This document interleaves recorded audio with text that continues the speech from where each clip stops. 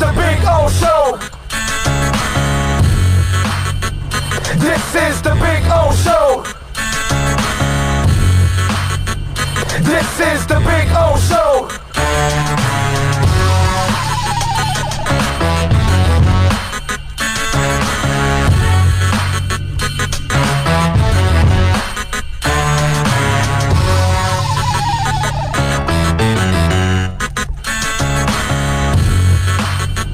This is the Big O Show.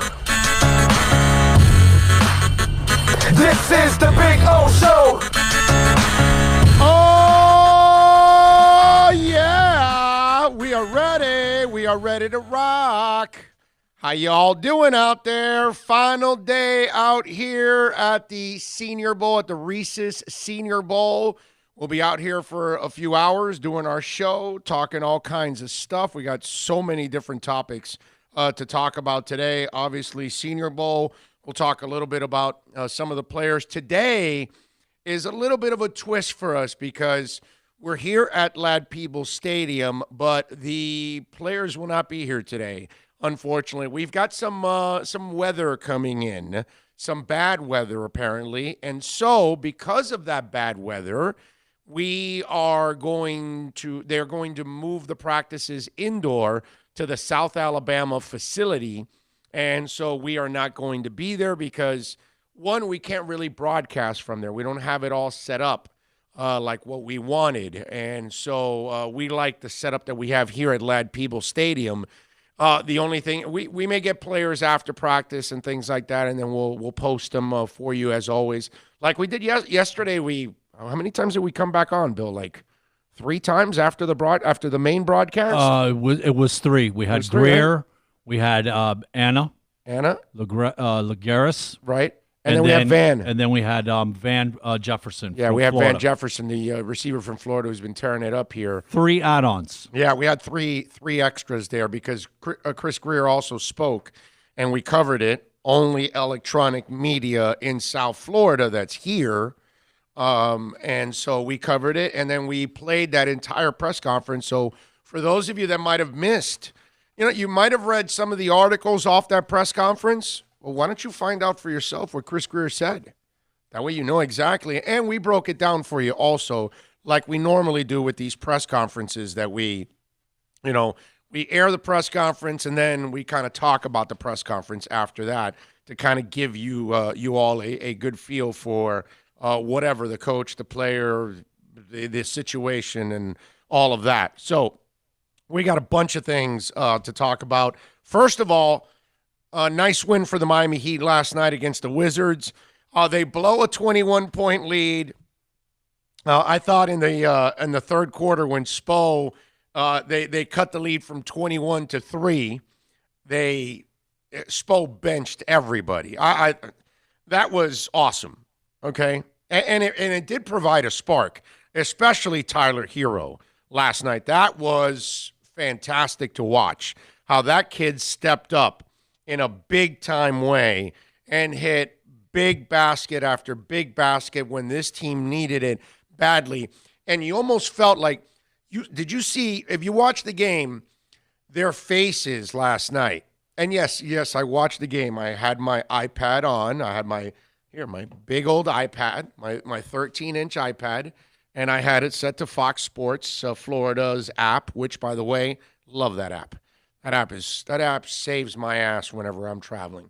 So, and did you see the faces? How they were, and it was one of those where they were exacting revenge from the other game, but it almost felt like complacency set in after halftime. And that's why this team kind of then lost their edge, lost the lead, cut it to 3, and Spo said, enough is enough. And he benched everybody and brought out 5 new guys. And Tyler addressed it after the game. When they asked him, he goes, hey, that's the good thing about our team, that we've got a bench, which, it's really true. They got a legitimate bench. They are legitimately 10 deep, okay? That's a beautiful thing for this Miami Heat team. I can even argue they might be 11. And if Dion Waiters ever wanted to screw his head on right, which is not ever going to happen, but he could even be the 12th guy. You know, I could make that. This is a deep team, and last night that proved it. And Tyler, man, big shot after big shot after big shot. He was red hot from three-point range. I mean, the Wizards in the middle of that 26-6 run, that they took the lead for the first time at 76-75. You know, then Tyler starts hitting those huge threes. That was enormous, man. And then obviously it was sent into overtime, and then the rest is history in overtime, and they were able to get it done. Although Butler, who was, 15 of 16 at the line, he was 6 of 6 in overtime, and he misses that first one. And you're like, come on, dude, you can make this a 4-point game, and it's over, you know? That's it. 2 possessions, you're done. And he misses the first one, hits the second one, but Beal missed the three-pointer for the tie, and so the rest is history. So Miami ends up winning it, but it's a game where you felt the emotions, and you could sense that they wanted revenge, but they weren't fully focused on it, and that's why I went into overtime. Let's be honest, okay? Because you knew you were better than the Wizards the first time around, but they beat you. And then this time around, you knew that you were better than them anyway, and you see, and you controlled the first half, but you forgot about the second half. And that's why you can't let your guard down ever on anything you do in life. It doesn't matter. It's got to be all the way, all the time, man. Stay on top of it so you don't lose your edge. And that's exactly what happened. They lost their edge. Washington took advantage. And listen, if they would have lost this game, I would have said, okay, wait a minute. Now we've got the Magic and the Wizards to deal with, that these are teams that we know that Miami is better than them, but somehow or another they've got their number. That's what I was going to start. If they would have lost last night, that definitely would have started crossing my mind like, okay, wait a minute. What the hell is going on here with these guys? Are you kidding me? So good thing is they were able to win and get it done and move on now. So 20-1 at home now. I mean, hey, Spo went 31-10 with one team, which was really impressive. This team's 31-13, okay? So off by a couple games, but it's still 31 wins out of your first 44 games. Ladies and gentlemen, that's as impressive as it gets for this Heat team. None of us really expected them to be this good right now at this point. And I'm not bragging about beating the Wizards. I'm just bragging about having 31 wins in your first 44 games. I'm just bragging that you're one of the best teams in the league, in the conference, and it just shows night in and night out. And they respond to that coach. And that's pretty cool. Because it's not like he lost his team when he benched the entire starting five. Those guys understood. There's nothing wrong with it. You screw up, okay, you figure it out. You got to look at yourself and say, hey, we're not doing our jobs, man. We were leading by 21. We cut to 3. No wonder the coach is going to bench all of us. Only a moron like Dion Waiters or an idiot like Hassan Whiteside would then come out after the game and say, well, we shouldn't have been benched. You didn't have to go all to that extreme. We were going to get it back on track or something. You would have said something contrarian about the coach at that moment because you felt that your defiance is what makes you. No, and your defiance is what establishes your ignorance, is what happens. And this is, you can tell it's a team that is well in tune with their coach. No doubt about it. They respond to him in every way, shape, and form, and that's respect. I wonder, do we still have any of you out there that are not Spo believers anymore? Do you have a Dion Waiters disease? Just wondering. Because I can't imagine that there are any more, any of those. Because I mean, you even still had Dion Waiters thinking, well, anybody can coach the Big Three. Have you watched the man's resume? He coaches more than the Big Three. So kudos to the Heat.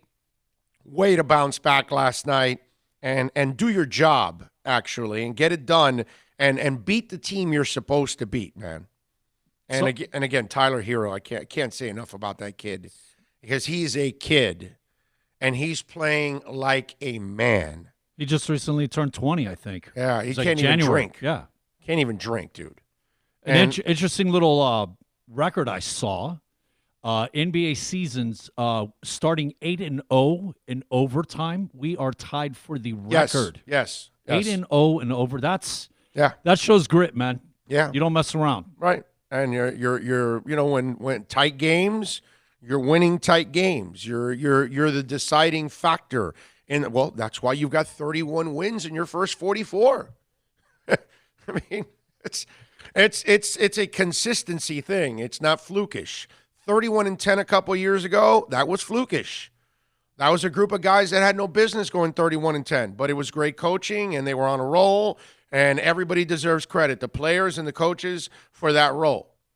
But the consistent part of those two factors was the coach, not the players. Because the coach has won championships, the coach has won with all kinds of different teams, and he's winning again with a completely different team now. And a whole bunch of young guys. That's the other thing. I mean, when you look at Tyler Hero and you look at the performances of all these other young guys on there, kudos not only to the players, not only Coach Spoelstra, but that front office, that they're identifying the right character people that fit their culture. Spo was kind of talking about that yesterday when he was asked about Jimmy. And, you know, the famous the quote that everybody's throwing around, that he's our kind of crazy and that, you know, we belong together and all that kind of stuff. Well, Duncan Robinson looks like he belongs on this kind of crazy too, and so does Tyler Hero, and so does Chris Silva, and so does Kendrick Nunn. And that's important because obviously if you're not wired to be a Heat player, you can be an NBA player, but maybe you got to go to another place where the discipline's not that important, the winning is not that important, the structure is not that important, all that kind of stuff. The team is not first. Right, the team is not first, all of that. You know, it's what Spo was talking about yesterday. Like, when they lose, it's a thing that you walk around the building and everybody's in a bad mood. I like that. I like that because that reflects you, right? Because you, the fan out there, you're in a bad mood when your team loses because you care. Remember what we've been talking about a lot of with the stories of the Dolphins and how people are, well, everybody quit and everybody wants off and they're just tanking and this, because people, a lot of those people don't really care about the team. So they're just taking stabs without any substance behind it. I had a guy on YouTube yesterday. He was like, well, you know, the Dolphins can't even tank right. And, you know, I sent him back a message, which I finally figured out how to answer YouTube messages. Now I'm going to be able to do that. My dumb ass could not figure that out until now. But anyway, so I sent it back to him and I said, my brother, they were never tanking.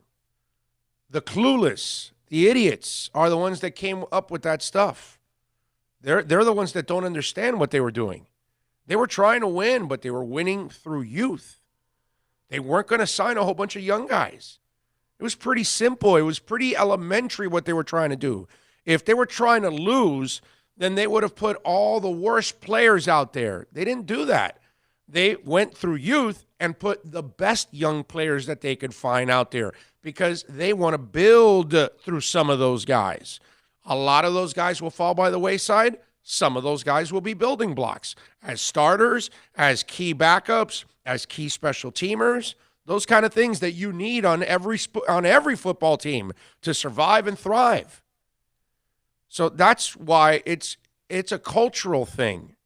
And they are bringing in the kind of players, and that's what now Chris Grier has to do with his team. He's got to figure out the right players in this mix, and that's what the Heat are doing.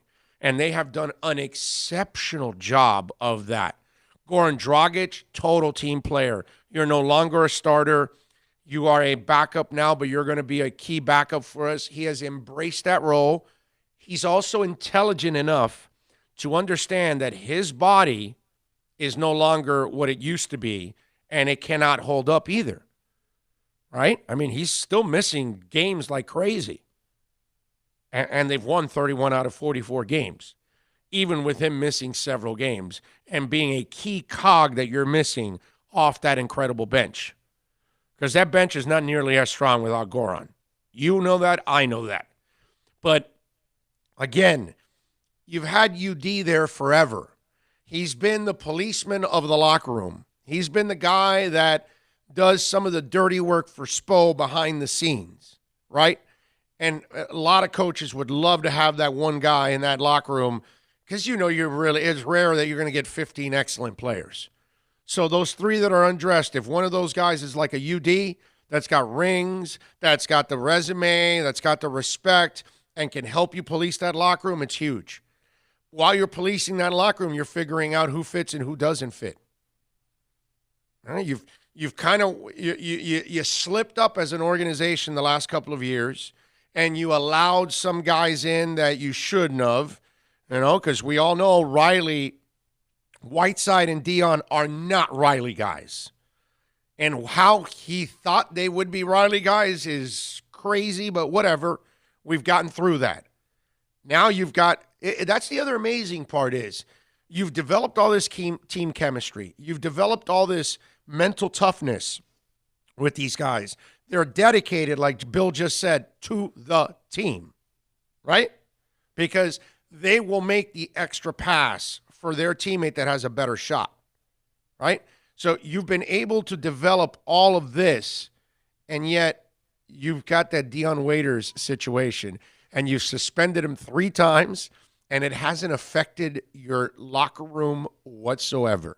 You had said, Dion would make player 12, but if you add Dion, it's possible that he takes away 2 or 3 because of his antics, his mouth, and we actually lose. You know what I mean? But then he's not the guy then. That's what I'm saying is if he wanted to be the guy and be a guy and be a team guy, he could be a 12th guy. And by the way, he wouldn't be number 12. He'd climb up. He'd be number 7 or 8 if he really chose to be the guy. Okay. Yes. But he doesn't choose to be the guy. No, because he's too busy being a jerk. But listen, we see it all over the place. Where, on a football team, it's hard for one guy, and T.O.'s done it, but you saw in Pittsburgh it was Le'Veon, it was Antonio Brown, and it was Ben Roethlisberger. They got rid of 2 of the idiots, so now they've only got 1 idiot left, but they can't get rid of that idiot because he happens to be the quarterback, and they can't replace him yet. Trust me, Pittsburgh would get rid of Ben Roethlisberger if they could already, if they could. But they got rid of the other 2 idiots, especially the Antonio Brown one. And so whatever was going on between all of them and all that stuff, who knows? Although I heard a very interesting story about Antonio Brown. Can't share it, but it's really interesting about something that happened in Pittsburgh. Okay, thanks for cluing us in on something, but then not saying anything. You were there in the conversation. No. I'm just saying for them. Okay. All right.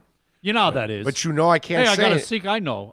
But I can't say anything. So I know it's just, you know how it is. But apparently something went on with Brown and one of the idiots. And so it just, I can see why it would escalate. But they eliminated 2 of those cancers, and look what you got. And now you've got a better situation because the one cancer that's left doesn't really, I guess he might have gotten some message or something. Who knows? I don't know. I don't even believe that with Ben Roethlisberger. But my point is that lots of basketball teams have had one guy disrupt a locker room and create all kinds of controversy, and the Heat have been able to put this mother away and bank him in a corner and just say, all right, bro, you want your money and you don't want to buy out? Well, then that's fine. Well, then just stay there and don't worry about it. Keep your mouth shut, and you won't lose any more money in suspensions. That's it. Do you think the Heat actually had to tell him that? Oh, yeah. Literally. Yes. You need to shut your mouth or else we're going to fine you and you're not going to have any money. Yes. There's no doubt in my mind that Pat Riley sat down and said. They had to actually say that to him. Yeah, well, he's too stupid to actually understand it. It's like Antonio Brown or some of these guys that they're just so ignorant. Richie Incognito. It gets to a point where you're so blinded by what you're doing, you're not seeing what people are telling you, and you're not seeing who you are. And so, So, yes, I would not be surprised that Riley said, hey, look, you don't want a buyout, right? We're willing to buy you out to give you less money so you could get out and try to make your way out. But because you know, this is the part he probably didn't tell him, because you know that if you buy out, you're not going to get that money in the open market because nobody wants your ass. But he didn't say that, I'm sure. I'm sure he says, hey, you don't want to buy out. We don't want to deal with this. You don't want to deal with any more suspensions and lose money. Keep your mouth quiet. Be a good boy. Finish out the season. Then you can walk away with your check. And no problem, no feelings hurt. But if you continue acting like an asshole, we're going to suspend you, and you're not affecting our team whatsoever. And we'll gladly put you on ice, and you'll keep losing money in fines. So if you want to do that, let's play that game. But you're not a part of this team anymore. You choose not to be, that's fine. This is how we're going to do things. It's up to you now. And Dion has figured out that he already lost $1.4 million in fines from us. Yes. So if he really wants his money and doesn't want a buyout, because he's already partially taken a buyout already and staying there. That's the part he's too stupid not to figure out. So hopefully his agent is saying, if you keep effing with that guy, he's going to suspend you. You're going to keep losing money, and the buyout you could have had might have been more money than what you've lost in suspensions. So let's keep quiet, mind your own business, practice, be a good boy, make your money, and shut the hell up. And the agent's like, and I make my commission. Because if you get released, I'm not going to get that fat a commission anymore. That's it. I'm sure they told him. And the amazing part is that this team has swept this crap under the rug. He has not affected them in any way, shape, or form. And Dion's not smart enough to think about this. But what he needs to really focus in on is go look at the other 14 guys on that team. You don't affect them. They don't care about you. They don't worry about you. And guess what? All you did was create opportunities for others, and they took advantage of it. Because if Dion walked in focused, then Tyler Hero gets less time. You know? Kendrick Nunn in stretches where he was struggling, Dion would have taken some of that time away. He would have had opportunities to take the time away. And those guys, we would have seen less of them, and we don't know what they could have been maybe. Think about that. God, I remember when you were talking about that in the beginning of December. Yeah, how Nunn had that 6 or 7 game stretch. Right there. Where he was only shooting between 30 to 35, 36 from the field. Yeah, it was terrible. And it was like he still has his stretch. He's not an efficient shooter. Right. He's not an efficient shooter yet. But he is a guy that you got to love the way he plays everything. The energy he brings and the other aspects of the game that he fills in when he can't score, like you've talked about. He's tried to be. He works hard at being a complete player. He's a team player. Yeah. I mean, team. You want team yesterday? Tyler Hero is knocking shot after shot after shot. James Johnson had just missed a wide open 3. Tyler has a shot, but sets up James Johnson by driving to the hole and giving James the open 3, which, by the way, he hit, which sent it into overtime.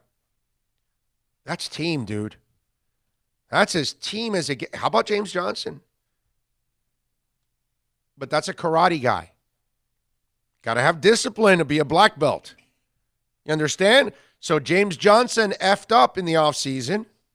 The Heat said, yo, you effed up, bro. Get your ass to the sidelines. You're not in shape. Aren't you a black belt? Aren't you supposed to have discipline? Let's go. Get on focus. Did James Johnson make excuses? Did he point fingers? Did he do any? No, never. Not one time.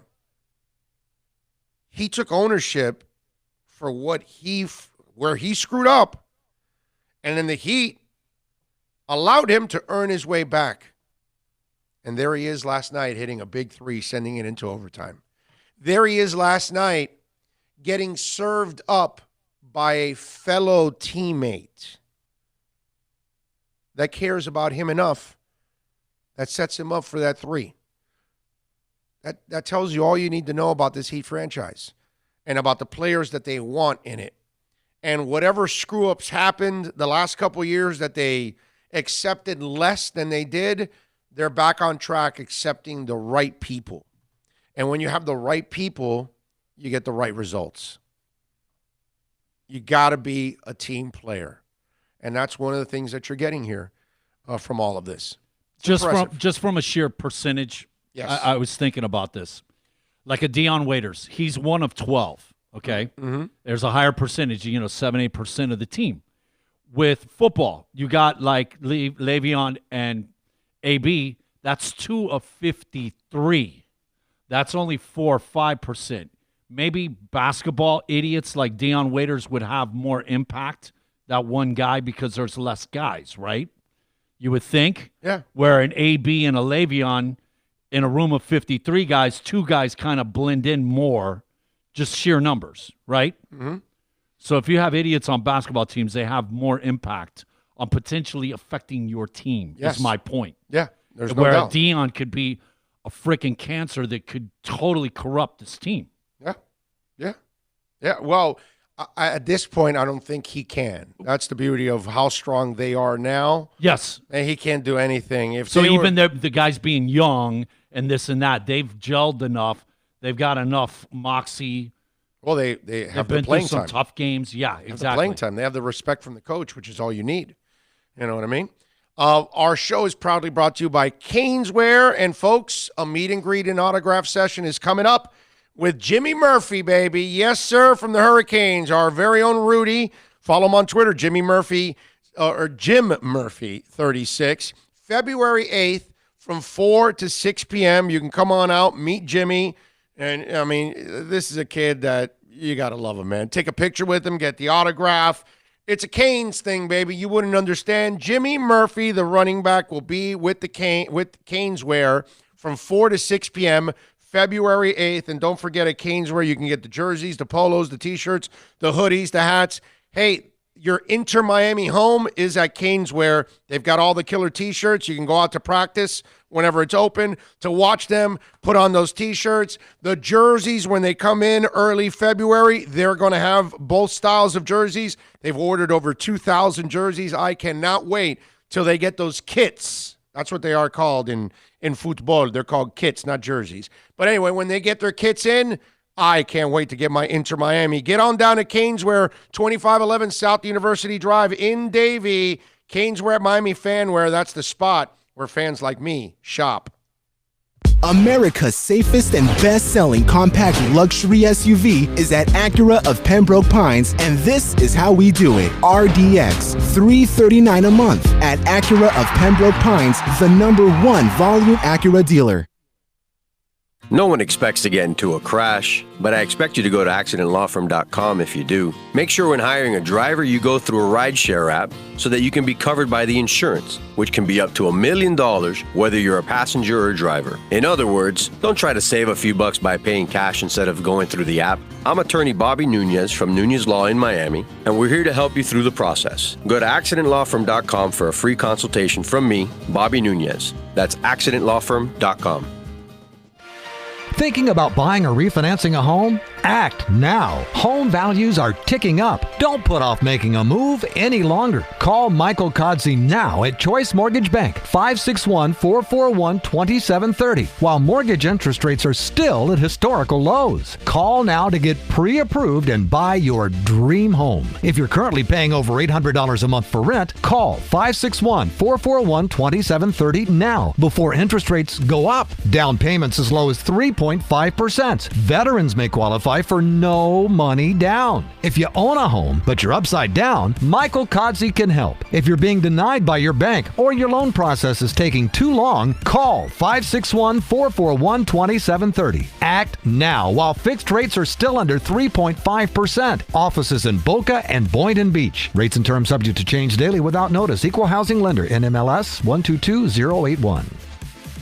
Plus tax, tech title. It includes $8.99 dealer fee on approved credit. Offers end 11/10/19. Over 1,500 Toyotas are on the ground, and truckloads of new 2020 Toyotas just keep on coming.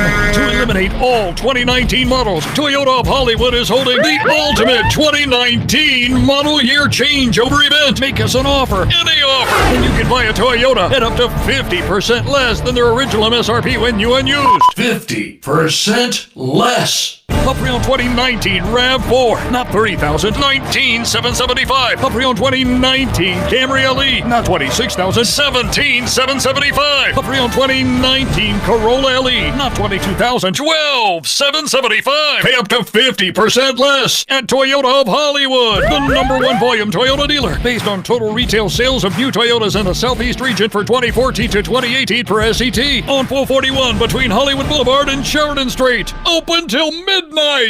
The world's biggest band is coming twice. Metallica. Headlining the Welcome to Rockville Music Festival. 2 different nights, 2 different sets. The weekend of May 8th through the 10th. Go to welcometorockvillefestival.com for all information.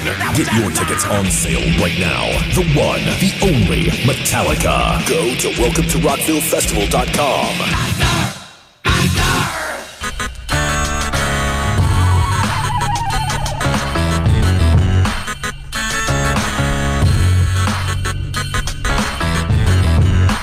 This is the Big O Show. This is the Big O Show. By the way, that was like 32 minutes straight of talk right there. And then we broke for like 2 or 3 minutes here or whatever. You're not going to get that on radio. You're not going to get that kind of talk. Let me answer some of your text questions here on the YouTube chat board for those of you that are watching. Some of you, I get it. You may not go back to the podcast and listen to some of the stuff. And then, you know, this is not a regular radio show where people have to repeat everything. But I haven't talked about this in a little bit. So, like, I'll give Finn's Fanatic to straighten him out a little bit. He goes, come on. You can't say Miami was building through youth when Fitzpatrick was the QB. If FO wasn't tanking, then why trade a premier left tackle, Pro Bowl DB? The coaches' players weren't tanking, but FO was. Nobody was tanking, my man. Okay, the left tackle, the deal they offered, you have to trade him. I don't know. I'm not sure if you understand English, but it's a 2 first-rounders, a second-rounder, and dumping $8 million of salary. Laramie Tunsil's not worth that. He led the league in false starts. He's not an elite tackle. He's a very good tackle, but you're going to have to pay him next year elite tackle money. You're going to have to make him the highest paid tackle in the NFL. Why? When you're not winning at this moment. So for Miami, it was really smart. Why take on a salary at this moment that you're going to have to, in another year, you're going to have to take on, and you're not ready yet. You can draft another left tackle. Again, you're not trading away a guy that is the ultimate. You're not trading Jonathan Ogden away. Okay? You understand what I'm saying? Laramie Tunsil's good, really good. He's not Jonathan Ogden.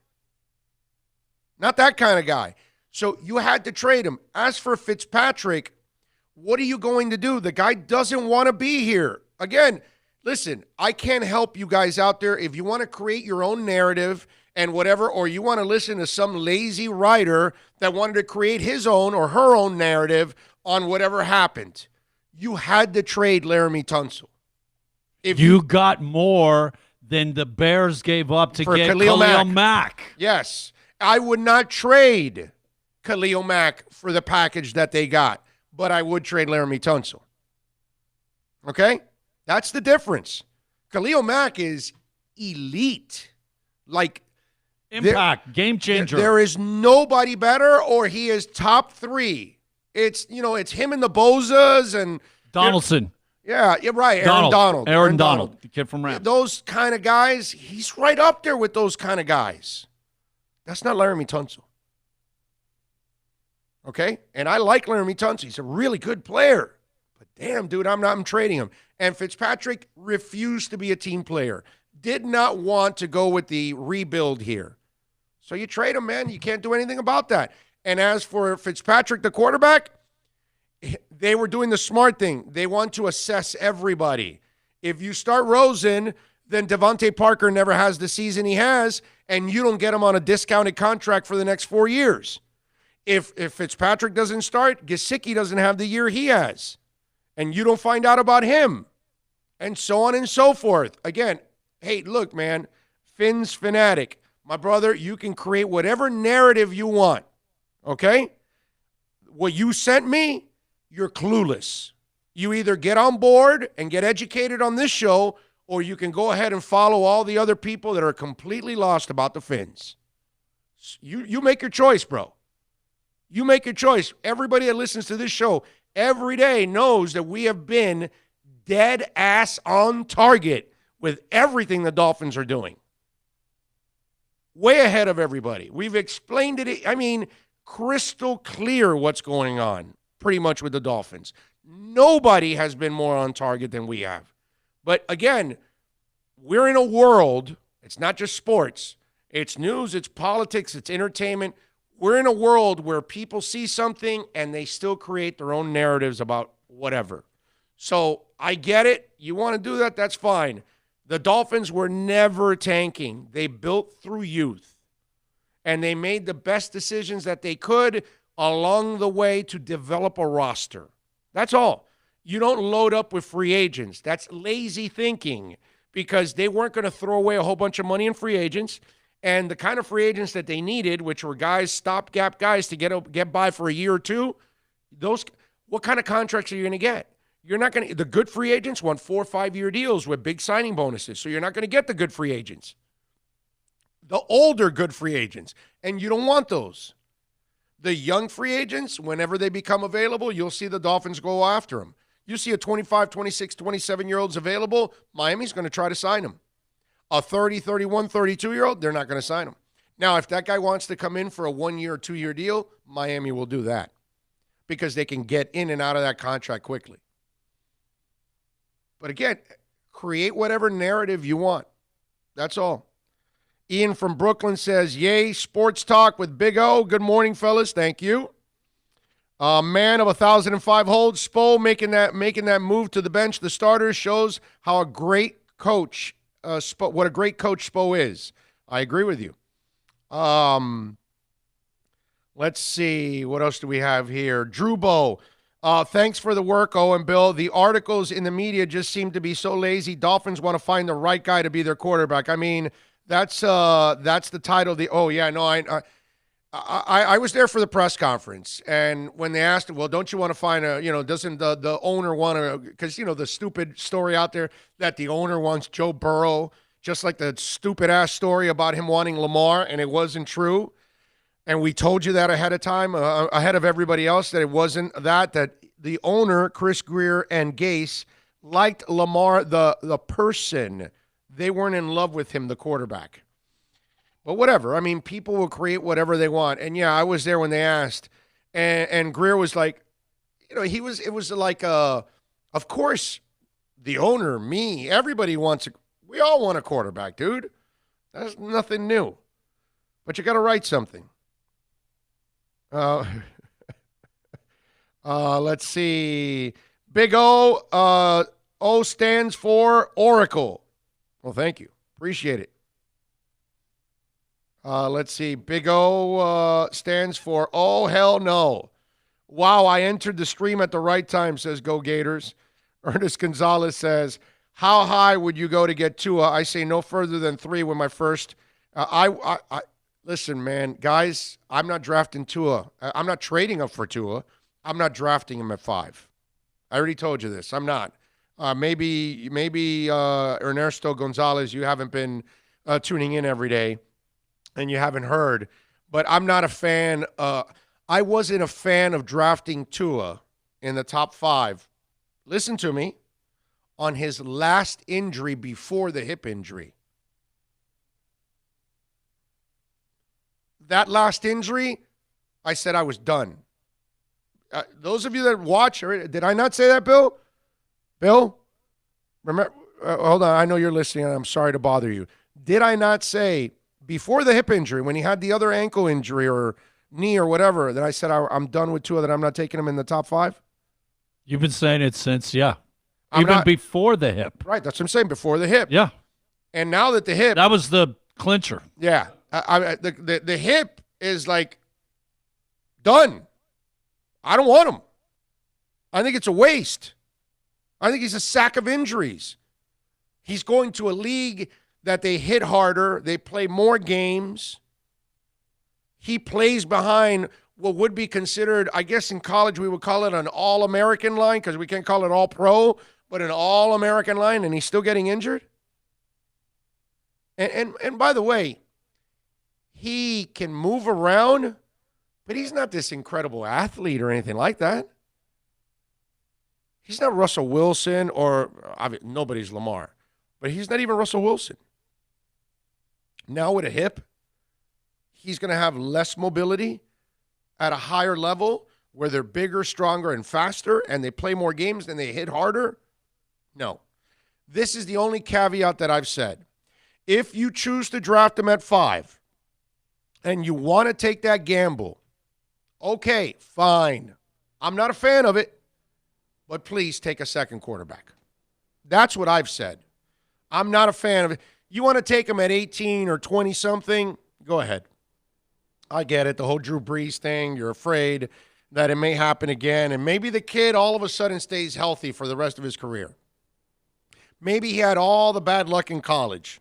So be it. All I'm telling you is I would not take Tua with the number 5 pick at all, and I'm certainly not trading up for Tua. There's no freaking way I'm giving away draft picks when you – okay, let me explain something to you guys.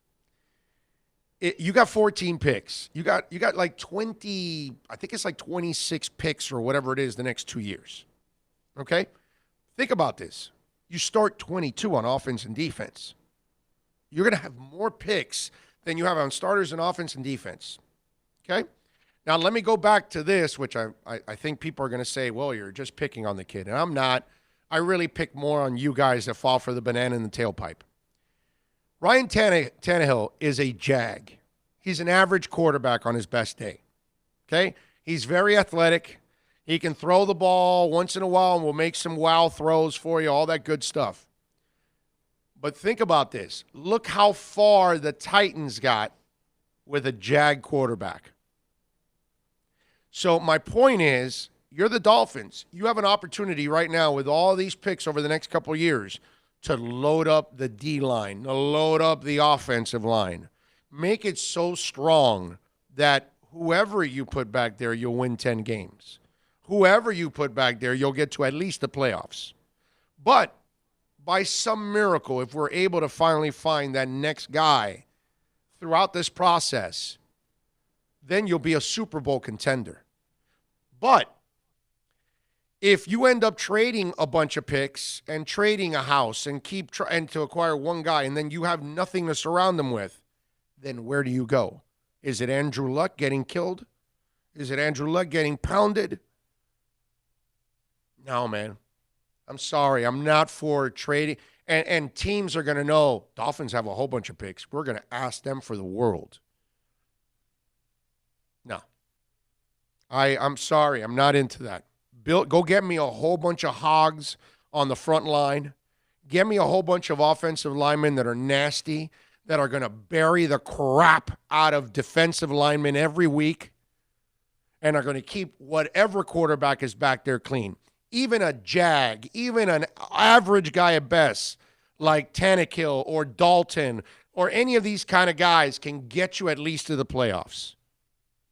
Josh Allen, whatever. All you need is for them to make a couple of plays for you. Running game, defense, offensive line are going to dominate. The Dolphins, with all these picks, have the opportunity to do that. Please do that. Don't be stupid and go, oh, I'm going Mike Ditka, and I'm going to trade a whole bunch of picks for one guy. No, man. I'm sorry. And I'm going to trade it for a broken down guy? Drew Brees wasn't broken down. Drew Brees had one shoulder injury. That's it. The problem was it was the throwing arm, and it was questionable. We didn't know what was the future. This kid's got 4 lower body surgeries in 2 years. This guy has his ankles, both are operated on. Both have a procedure that they're trying to keep his ankles more stable. I mean, I get it. We're enamored with getting a quarterback. We're dying to get a quarterback. We're dying to replace Dan Marino. I understand all of that, ladies and gentlemen. But you got to be patient here. They've been a joke of a franchise for 20-something years. That's why I love this rebuild. And, how long is it going to take? Who cares? What are you worried about if it takes 3 or 4 or 5 years? You've been for 20-plus years going in no direction. Now there's a direction. Don't allow yourself, because you're part of this microwave society, and that all of a sudden you need it to be like this. It's got to turn around right away. And if it doesn't turn around right away, then no, we're dead in the water. No, man. Patience. Let them build this team up. They have started off on a great foot. That first step that they took is a heck of a foundational step for the Dolphins. Clearing out all the cap space, getting all these picks, getting a whole bunch of young guys, and they bought in. And they played hard all the way to the end. That tells you that they responded to that coaching staff. In fact, if you watched the Heat game last night, it was John Crotty, towards the end of the game, was giving Scotty Brooks a lot of credit because the Wizards had won 14 games, and yet they were playing hard as hell last night. And he goes, hey, man, that's a tribute to the coach, that team is playing hard every single night, and they're pretty much dead in the water with 14 wins. And it's a great point by Crotty, and it's what we saw here with the Dolphins this year under Brian Flores. And by the way, over the last 20-some-odd years, have you not seen teams quit on Dolphin coaches? I think you have. I think you can recognize that, and you did not see any elements of that this season. Okay? Let's see. Ernesto says, because we had coaches who sucked. I don't know what he's talking about, but we've had lots of coaches that sucked. Exactly. You've got to be crazy to trade picks for an injury-prone QB. Plus, we can't protect him. Exactly. You saw when Tannehill had to throw a lot versus KC compared to managing the game versus Baltimore and New England. Well, yeah, that's what I've been talking about for years, Go Gators. I knew that once you needed a real quarterback, Tannehill or Josh Allen or Lamar Jackson, they're going to all crap in their pants. They're not passers. They live off the running game. That's all. If the running game's not working, it's done. At least with real quarterbacks, you stand a chance. With those kind of guys, you're dead in the water. And again, it's just, you got to get off this. It's not a Tannehill thing for me. It's when I see that you're not a passer, I'm done with you, bro. Okay, I'm done. I don't care what Nick Foles did and won the Super Bowl. That was a charmed year. He's not that good. He's a backup. Now, it happens. Sometimes things fall into place. It doesn't mean that you're great.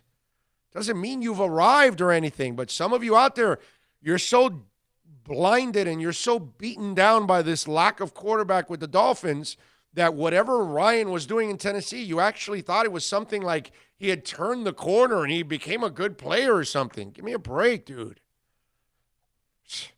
They managed it perfect. They made sure that Ryan had no chance at killing them, because that's what we used to see here. That's why I put the Tannehill kill label on him, because he would either kill a player's career, he would kill your drive, kill the game, because if you allowed him to pass a lot, that's what was going to happen. And against KC, all of a sudden, it became a shootout.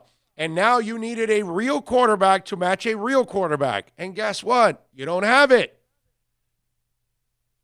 That's why whether it's Lamar Jackson, whether it's Josh Allen or Ryan Tannehill, it doesn't matter. Any of those guys, when they are in the middle of a shootout and they have to now match a real quarterback because their team is no longer dominating, they're dead in the water. That's all. When they kept Lamar inside that pocket and they said, no, dude, you're not going to be running all over the place and beating us. You're going to have to sit back there and beat us with your arm. Oh, I can't do that. I can't do that. Josh Allen, no, dude, no. Yeah, you caught your little touchdown. You ran for 60 yards. That's great and all the gimmicks. Well, now we're going to keep you in check, and now you got to beat us from that pocket. Oh, I can't. At one point or another, you got to step up, man, in this league. And, yeah, in a perfect world, you can ride your way to the Super Bowl with Andy Dalton and with Ryan Tannehill and Josh Allen and those guys. But make sure you don't ask them to do much. Make sure your team is the 0-1 Ravens and the 0-3 Broncos, Bucks, and the, what year was it that Manning won it? Whatever it was, 16, 17, whatever, that Broncos team. Make sure your team is that dominant, because if it's not, your quarterback will crap in his pants. Okay? In fact, the next time Josh, Lamar, and Ryan are in that position, we should probably get some Depends for them so they don't stain their pants. Big O, I appreciate your summation of the coming draft. What's your educated projection of what Greer will do? P.S. I'm a Greer fan, but not sure what he might do. Dougie Fresh, I can't tell you exactly what he's going to do because I don't know exactly what he's going to do, but I'll give you a guess. I think he will try to get a quarterback if one is there for him. I think he's going to build up the offensive and defensive lines, and I think he will trade one of those first-rounders into next year and get extra picks, one this year and another next year with that first round, or multiple ones. I think he will do that. Let's see, what else do we have?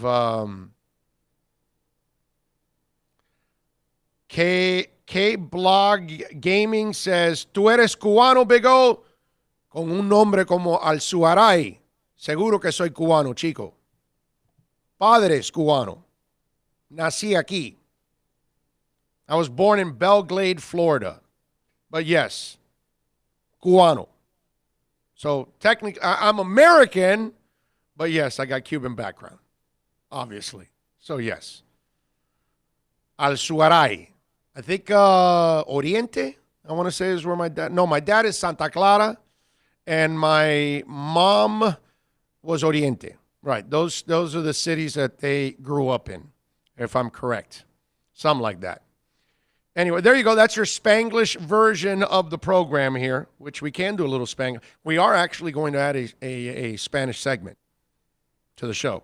We are. We're going to add a Spanish handicapper. We're going to go Deportes. Yeah, we are going to have a Spanish handicapper. We're going to have a little fun with that on the show because, hey, man, you're bilingual. You can do it. Do it, baby. Have some fun with it. Good day for you, front Houston, no trade, up, go Dolphins. Huh? Eduardo, what the hell was that, bro? What did you write there? Are you like, do you have a joint in one hand and then you're trying to type in another? Or what the hell was that? Good day for you, front Houston, no trade, up, go Dolphins. That looks like Antonio Brown's text. Seriously, go look at some of the screenshots of his text, and they make no sense whatsoever. I mean, that you talk about a dude that is severely lost. That is Antonio Brown. Man, it is already 1 hour. That's crazy. 1 hour down already. You believe that, Bill? 1 freaking hour already. I've been talking. Well, and you know what? We got no visuals on the field. It's all you, man. It's all you. There you go, folks. Today, no practice. See the clouds? Although, you remember, Bill, what I told you, right? That, and at first you told me it was supposed to, like early in the week when we were looking at it, it was supposed to be raining last night around 11, right? It was supposed to come in. That was their first forecast. We went from 50 to 80% to 90. Then it was 100 a couple days before. Now it went back to 90, right? And it was supposed to start at like 3 in the morning. The deluge begins, and that's it. Right. That thing is over there on the West Coast. It's the bottom of this major storm, the snow and stuff up north. Right. But this is the tail end of it. It goes all the way down into the Gulf. And basically, it's taking its sweet old time coming across I-10 in no rush, moving east. Listen, if it wants to wait till we're done for our show and packed and in the car, I'm all about that. I'm all good there, bro. I'm all good. That thing could stall, sit over there in New Orleans, wherever it's at. It's not far. It's 30, 40 miles We down got the our road. raincoats. We got umbrellas. We're prepared just in case. I mean, I always bring rain gear. I told Bill, too. I said, you know what, though? It's been a charmed week, man. It's been like a Ryan Tannehill season, charmed, that everything went your way. That's kind of the same thing here. We haven't had any rain. Like Bill goes, it's cold. And I go, man, it's not that bad. It's good. I'm all right with cold. What I hate is the rain, which is what you get here in Mobile, because you're not really going to get a lot of snow.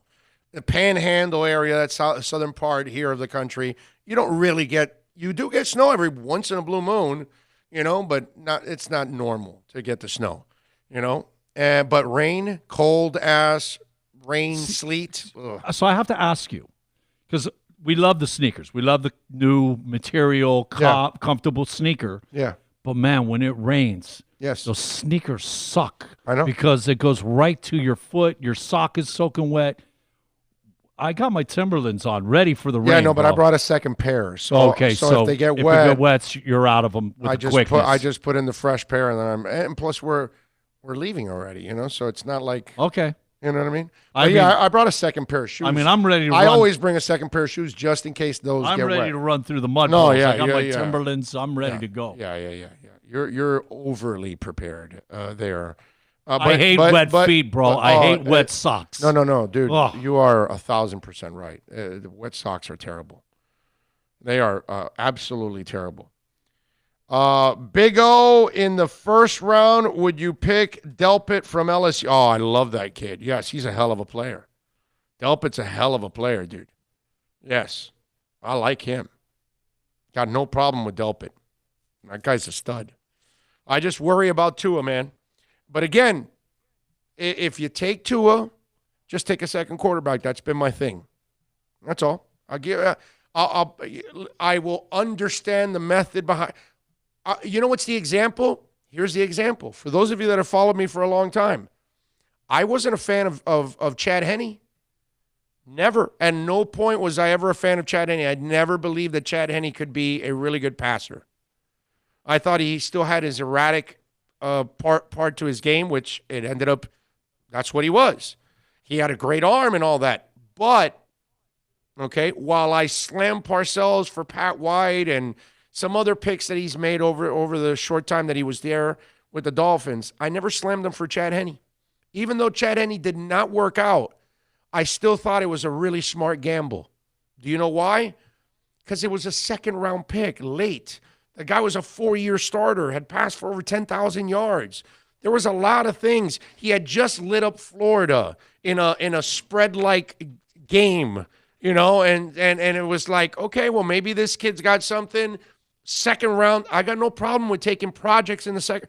I would have not picked on the Dolphins for Ryan Tannehill if they would have taken him in the second round, because that's where all my guys were telling me, he's got a lot of talent, but he's so raw. You got to take him in the second round because he's erratic. But they took him 8th overall. So I ripped the Dolphins from day one for that. That's all. Because I didn't think he was really going to be a good passer. But second round, come on, man. It's a quarterback. Take a chance. You got to. You can't get that picky either. Now, I'm not wasting my first round pick when I know I can get a stud left tackle, stud right tackle. I can get a pass rushing defensive end. I can get a shutdown corner. I can get a pass rushing outside linebacker. No, dude. I'm not taking a chance on a guy that's a project in the first round. You don't take project quarterbacks in the first round. That's just my belief. And Tua is not a project, but he is a sack of injuries. He's very fragile. He's not fragile. He's very fragile, which is kind of an oxymoron, right? Because if you're fragile, you're fragile. But if you're very fragile, boy, that's pretty bad. Okay? That's like 36 karat gold that bends all over the place or something. No steel inside, no metal. Big O, you think Rosen will be with the Finns this year because they are looking to draft a QB for the future? I think Greer Flo is not keeping Rosen. He will get cut. Your thoughts? He will not get cut because he's too cheap to get cut. And at $2 million, you want him at least as a backup. Also, remember, if you draft Tua, wow, I've already gone over the hour here. Anyway, if you draft Tua, he's injured. So you probably won't play him most of the year anyway, so you probably will put him on the IR. This allows you to continue to develop Rosen. And if you do what I say, draft a second quarterback, then all of a sudden now you have Rosen in the second quarterback competing for a job behind Fitzpatrick and Tua rehabbing. Now you've got a plethora of quarterbacks. You got to hit on Seattle. Okay, I think I've told this story before, but we always have new people. Do you know how they found Russell Wilson? They found him in 1 year. Schneider and Pete Carroll. Here's what they did. They signed Jackson to a contract, a free agent contract. They traded for Matt Flynn. Right? I think that's how it was. No. They signed Matt Flynn as a free agent, gave him a big contract. They traded for Charlie Whitehurst, who knew their system, okay? And they drafted Russell Wilson. They got 4 quarterbacks in one offseason. And Russell came out from that crowd. But I love the fishnet approach. And that's why I've said, okay, if you're going to draft 2 at 5, if he's there, fine. No problem. Please take Jordan Love. Please take Nate Stanley. Please take the Princeton kid. What's his name now? What's the Princeton kid's name? Oh, David. Whatever. Just take the Princeton kid's name. But whatever his name is, now I'm forgetting, I'm brain farting. I like him as a project. Take another quarterback. And so now all of a sudden you've got 3 young guys with Fitzpatrick. 3 young guys that can learn from Fitzpatrick how to prepare, how to, carry a team, and, how to not carry a team, but how to connect with a team, because obviously he connected in an enormous way. You know what I'm saying? These are things that are important. That's what I want. And it takes no effort. You have 14 picks. You don't trade up to a Falsty at 5. You take him at 5, fine. And then you take Nate Stanley in the second round. You're good, man. That's awesome. Kevin Davidson. You take him in the, 5th, 6th round, 7th round. Thank you so much. I always have paperwork. You are the man. Kevin Davidson is a kid we saw at the East West Shrine. Love him as a project. Late in the draft. I'm not telling you you're going to hit on him, but I love him as a project.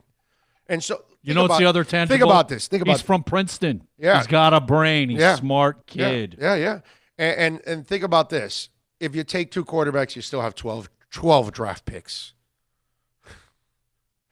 Come on, man. And these guys found Preston Williams undrafted. And they found Nick Needham, who I think is going to turn out to be your 4th or 5th corner next year. Not your 1, 2, or 3, but damn, he'll be a good 4th or 5th corner for you. So they can find talent outside of the draft. I expect them to find another guy next year undrafted. Now I'm putting that kind of pressure on them. Yeah, take the fishnet approach, man. But do it the intelligent way. Let the player come to you, man.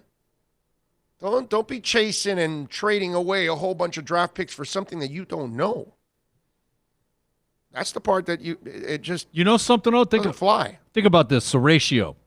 What are we talking about? There's 12 to 16 legit quarterbacks in the NFL. The other ones are, but about 16. You got backups. 32 teams. 16 is 1 out of 4. Yeah. Doing Seattle's ratio, get 4, one's going to come and surface. Right. That's the ratio. Yeah. You got to throw and get 4 to have one come to the surface and be the guy. I love it, man. I've said this over and over again, and that, to me, is the approach you have to take. You have to have the Ron Wolf attitude in the draft. And Belichick has that, too. He doesn't stop drafting quarterbacks. Just because he has Tom Brady, it doesn't stop him from drafting quarterbacks. Shula, unfortunately, did not do that. And towards the end of Marino, we were like, man, aren't you going to get somebody? Aren't you going to find somebody? You know, and you weren't ready. And they haven't been ready since. So please take a ton of quarterbacks. But don't go crazy and trading up for them and giving away.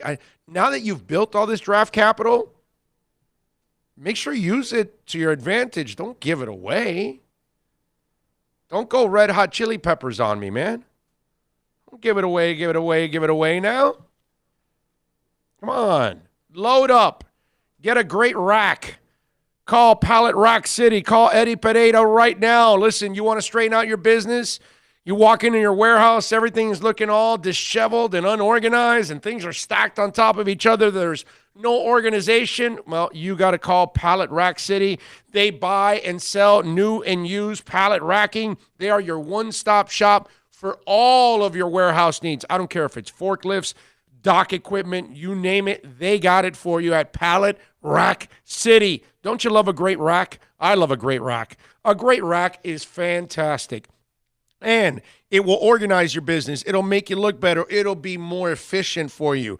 Call Eddie Pereira right now. And, of course, make sure you tell him that Big O sent you. Pallet Rack City, 305-887-9212. That's 305-887-9212 for Pallet Rack City. Plus tax, tech title. It includes $8.99 dealer fee on approved credit offers and 11/10/19. Over 1,500 Toyotas are on the ground, and truckloads of new 2020 Toyotas just keep on coming.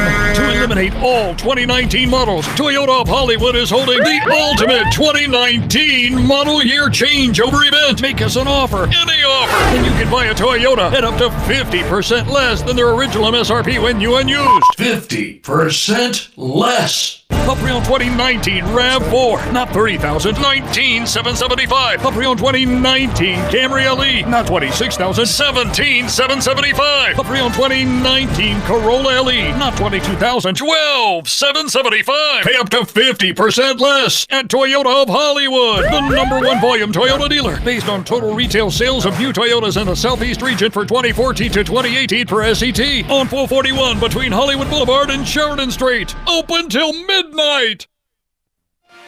Thinking about buying or refinancing a home? Act now. Home values are ticking up. Don't put off making a move any longer. Call Michael Kodzie now at Choice Mortgage Bank, 561-441-2730, while mortgage interest rates are still at historical lows. Call now to get pre-approved and buy your dream home. If you're currently paying over $800 a month for rent, call 561-441-2730 now before interest rates go up. Down payments as low as 3.5%. Veterans may qualify for no money down. If you own a home, but you're upside down, Michael Kodzie can help. If you're being denied by your bank or your loan process is taking too long, call 561-441-2730. Act now while fixed rates are still under 3.5%. Offices in Boca and Boynton Beach. Rates and terms subject to change daily without notice. Equal housing lender. NMLS 122081. No one expects to get into a crash, but I expect you to go to accidentlawfirm.com if you do. Make sure when hiring a driver, you go through a rideshare app so that you can be covered by the insurance, which can be up to $1 million, whether you're a passenger or a driver. In other words, don't try to save a few bucks by paying cash instead of going through the app. I'm attorney Bobby Nunez from Nunez Law in Miami, and we're here to help you through the process. Go to accidentlawfirm.com for a free consultation from me, Bobby Nunez. That's accidentlawfirm.com. America's safest and best-selling compact luxury SUV is at Acura of Pembroke Pines, and this is how we do it. RDX, $339 a month at Acura of Pembroke Pines, the #1 volume Acura dealer. The world's biggest band is coming twice.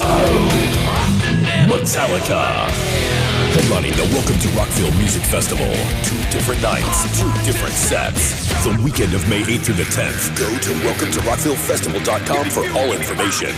Get your tickets on sale right now. The one, the only Metallica. Go to welcometorockvillefestival.com.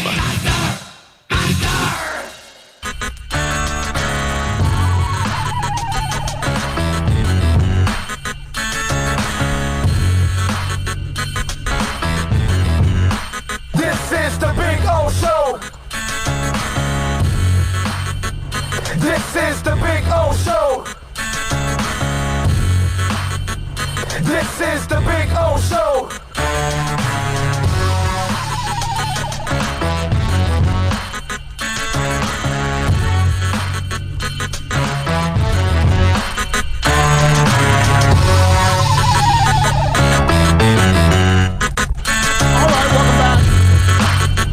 This is the Big O Show. We are live out here at the Ladd Peebles Stadium covering the Senior Bowl, although today we're not going to be able to witness practice because we're expecting a storm that's going to be pretty bad to roll in, and it's going to dump a ton of rain. So they wanted to they took the practices indoor to South Alabama, but we are not prepared to broadcast from there.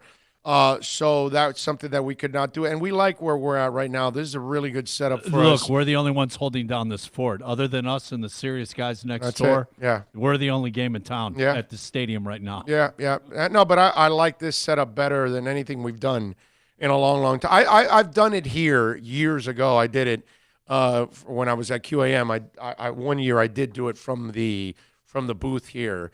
But this has been a lot of fun for us this week, and we'll take you here till the afternoon, like we always do, till about sometime around 2:00 your time, and then we'll check out. Well, we also will have a player after the first practice join us too, so that'll go on too here out here on the Senior Bowl. We'll see who we get. I know we're not going to get Justin Herbert. I can tell you that already. They told us that Justin is not doing any interviews whatsoever. He's going to do, I think, NFL Network and Sirius, and that's it, because he's going to talk to NFL teams. And so that also tells me that he doesn't want to get too flustered. Again, not buying that guy. I wanted to do a little comparison because I was noticing this yesterday. And there are 2 people in town that have a lot in common and are making the same kinds of impact professionally. In the win column, it's obviously a little different, and the situations are a little different too. But I really want to commend both of these guys. And I thought, yesterday when I was listening to Spo and he was addressing Jimmy and talking about how Jimmy is their kind of crazy and how he's also been the guy that understands that they need to develop the roster and that he's the guy that is facilitating. He's the guy that is encouraging and instilling confidence in all these young guys because you've seen it with Jimmy from day one. He's been the guy that's embraced Tyler Hero and helped all these other guys grow and Kendrick Nunn and all of that stuff. And he has, and he shows a lot of confidence in those guys. Do you realize his relationship with him and Draj? Yeah, and Draj is an all-star. But we're teammates. I need you. Do you realize? Do you realize this that Jimmy Butler and Ryan Fitzpatrick have a ton in common in that sense? Because look at what Jimmy's meant to the development of the team and the young guys, right? the veteran, the leadership, the experience, the knowledge, all that stuff he has shared with them. Ryan Fitzpatrick, it's the same thing. While Ryan Fitzpatrick is not a franchise quarterback, he is a guy that's got a world of experience, right? And, one of the things, I'll tell you from the get-go, I was wrong on this, that, I thought, no big deal. You just bring him in. He's just stopgap and, until Rosen's ready, and then you throw him in there, and then you'll forget about Fitzpatrick. And I was wrong. I was short-sighted about all of this. And there was a lot more to this. And he ends up being the guy that connects with everybody from linemen to the defense to, of course, all of the offensive players, and even to Rosen to a certain extent. Rosen has been, really complimentary and talked about how much, Ryan has meant to him and connected with him. But Rosen clearly is not ready. And Rosen wasn't ready to help this team develop Devontae Parker and develop Mike Gesicki and connect with Allen Hurns and everything else that happened this year on this football team and Preston Williams and so on and so forth. And so he wasn't ready to do that at the NFL level. And it's really interesting how Fitzpatrick and Jimmy Butler are doing a lot of the same things for their franchises respectfully, and how much they mean foundationally to what their futures are. Because let's be honest, when Tyler Hero reaches his peak, and so does Duncan, and so does Kendrick, and maybe even Carlos Silva if he sticks around and grows, Jimmy Butler is going to be retired. And so when Preston Williams, if he does take that next step and becomes that player, Fitzpatrick is not going to be his quarterback. And there's a lot of selflessness that goes on, because the Jimmy Butlers of the world could easily come in and say, now I'm taking the final shot. I'm the guy. It's my stats. It's my check. It's my reputation on the line. And he turns it that way. Instead of saying, which I think Jimmy Butler has actually, his reputation has grown here in Miami compared to other spots where it was more of a combative situation with certain things. Here, he's kind of run into the same people that are wired like him, so he's allowed to be himself. And guess what? He's actually flourished as a leader here compared to other places, because they think like him and they demand the same, and so then the players that are here under him all get it. Ryan Fitzpatrick, the same thing. Obviously, he and Flores connected. Obviously, Flores and Chris Greer and the entire staff respect what Fitzpatrick means to them every single day. And then it has translated to the players under him. And I thought there were interesting parallels last night when I heard Spo talk about that. It immediately made me think of Ryan Fitzpatrick, and I'm going, I know there are different players, and I know that you could say Jimmy Butler, and it's a fact. Jimmy Butler has accomplished more than Ryan Fitzpatrick, is a better player in his sport than Ryan Fitzpatrick ever has been. I get all of that. But when it comes to leadership, when it comes to development, when it comes to being a team player. Selfless. Yeah, selfless. Selfless. There's a lot in common between those two guys. And I found that to be a really, really cool thing overall. All right, 786-322-1105 if you want to get in on the program. We do want to remind you that Craig Zinn's, Acura of Pembroke Pines, the finest dealership in the business, baby. And guess what? We'll be there on Saturday broadcasting live. And they got some great deals on 2020 models. The ILX is $209. The TLX is $249. The RDX $339. The MDX $349. Only $29.99. Do it signing plus tax tag and registration. I've been telling you about them for 9 years now, folks. And why? Because that's the place you can trust when you want to buy or lease a vehicle. I wouldn't send you anywhere else. If you're looking for an Acura, there is no better dealership. They are a top 5 dealership in the country, folks. #1 volume sales dealership in the Southeast United States. Get on down to 15601 Pines Boulevard, just off of I-75 in Pines. Tell them that Big O sent you, and I promise you they're going to take care of you at Craig Zinn's Acura of Pembroke Pines. All right. Couple things I want to get to here on the program. I got so many things that I want to talk about on the show. Yesterday, an arrest warrant was issued for Antonio Brown. And I tell you, that's where it's where it gets ugly, because Antonio got away the last 24 hours after the incident with the truck driver by hiding inside his house and not answering the door and not answering the phones or whatever, and he can do that. Now an arrest warrant has been issued. Now they can go find him.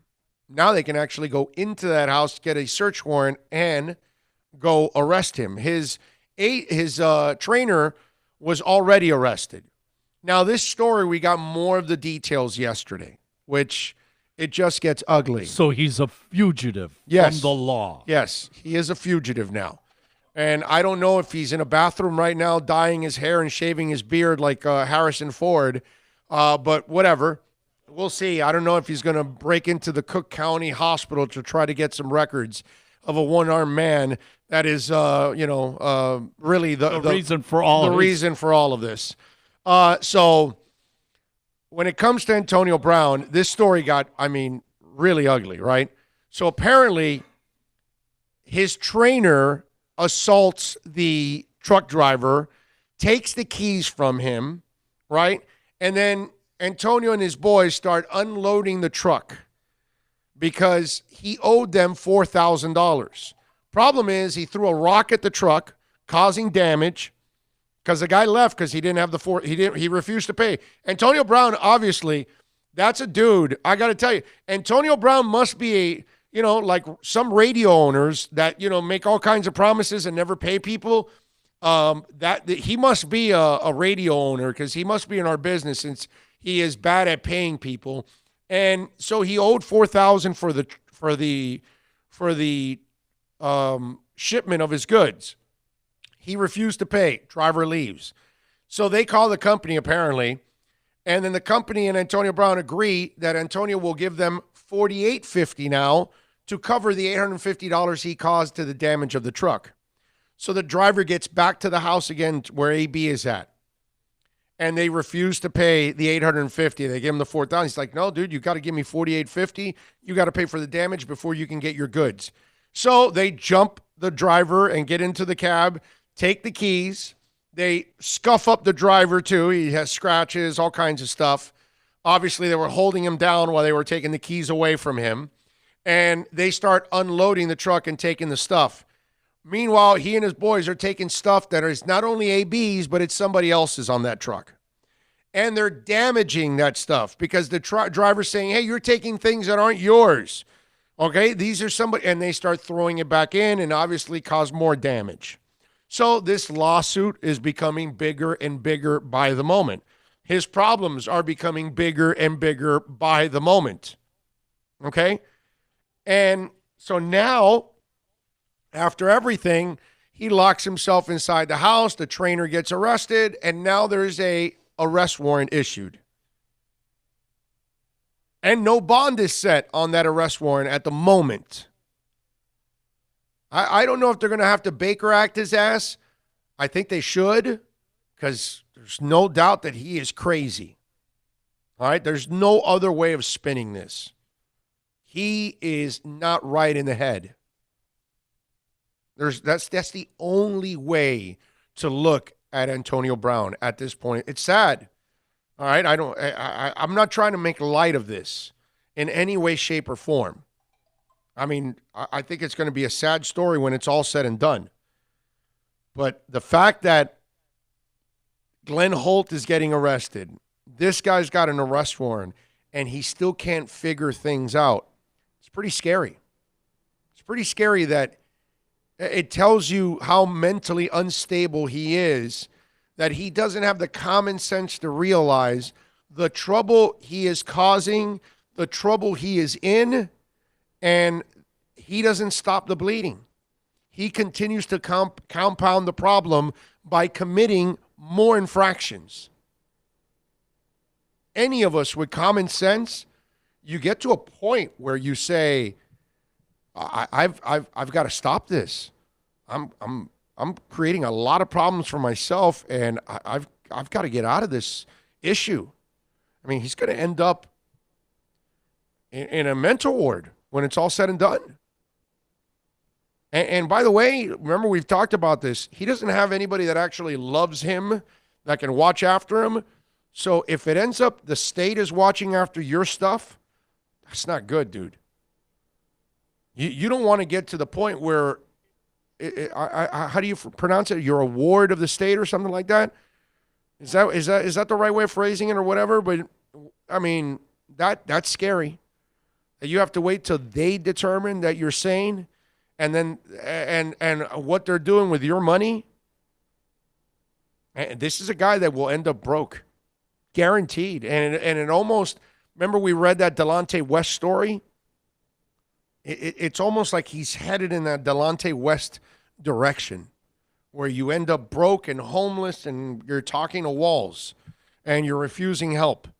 And that's what's going on with Delonte West, that he is homeless, and he lost everything, and the guy is obviously not right of his mind, and he refuses help. That is a screwed up situation. All right, 786-322-1105. All right, let's do this. I've talked for 90 minutes straight pretty much. I maybe took a 2-minute break or a 3-minute break, a 4-minute break here in the last 90 minutes. I'm going to take a little break here real quick. I got to go to the little boys' room real quick, and then we will come back, and we will continue our conversation. I got some NFL talk that I want to get into. I want to get into some Senior Bowl talk also, some of the players out here. We've got a rift going on between a couple of former NFLers. We've got some thoughts on the Kansas State situation and the Big 12 coming down. We've got a crazy mascot. We've got a frustrated NFL quarterback. We've got a basketball team that is, I don't know why they're thinking of this as an option. I mean, I got so many things I want to talk about. NBA picks. I don't know. Do I have enough time? Even without commercial breaks? We might leave stuff on the floor like we usually do. That's without commercial. That's without a half-hour commercial breaks inside an hour, okay? Like the normal radio that, you guys are listening to less and less and less and less every single day. Yeah. If we've put everything we do on radio, we would be about a day or two behind. Oh, yeah. Yeah. To be able to get it all up and on. Yeah. And we can't have that. No. We need to stay current and on the point in the moment. Yes, definitely. And then, so lots of stuff. Hey, man, when they make movies, lots of stuff ends up on the cutting room floor, bro. That's just the way it is. And that's the way I've always done radio. I over-prepare. I've always over-prepared. And over the years, my producers have always said, man, we didn't talk about this. We didn't talk about that. And I go, yeah, that's little update for you there, sir. Scroll up from my send and see. No, down. Go. Down. Yeah, see what she started with. So you can give everybody a heads up of what they have to look forward to. Okay. All right. So we may be able to get somebody today, right? A couple days today. Well, tomorrow, I'm not worried about tomorrow because tomorrow's a walkthrough type deal. We're not here anyways. We're gone already. But if we're going to do what we're going to try to do, we're not going to talk about it yet. But we may, if we can get somebody. What the heck? Yeah, that'll be great. That'll be great if we can do it, and hopefully it'll work out.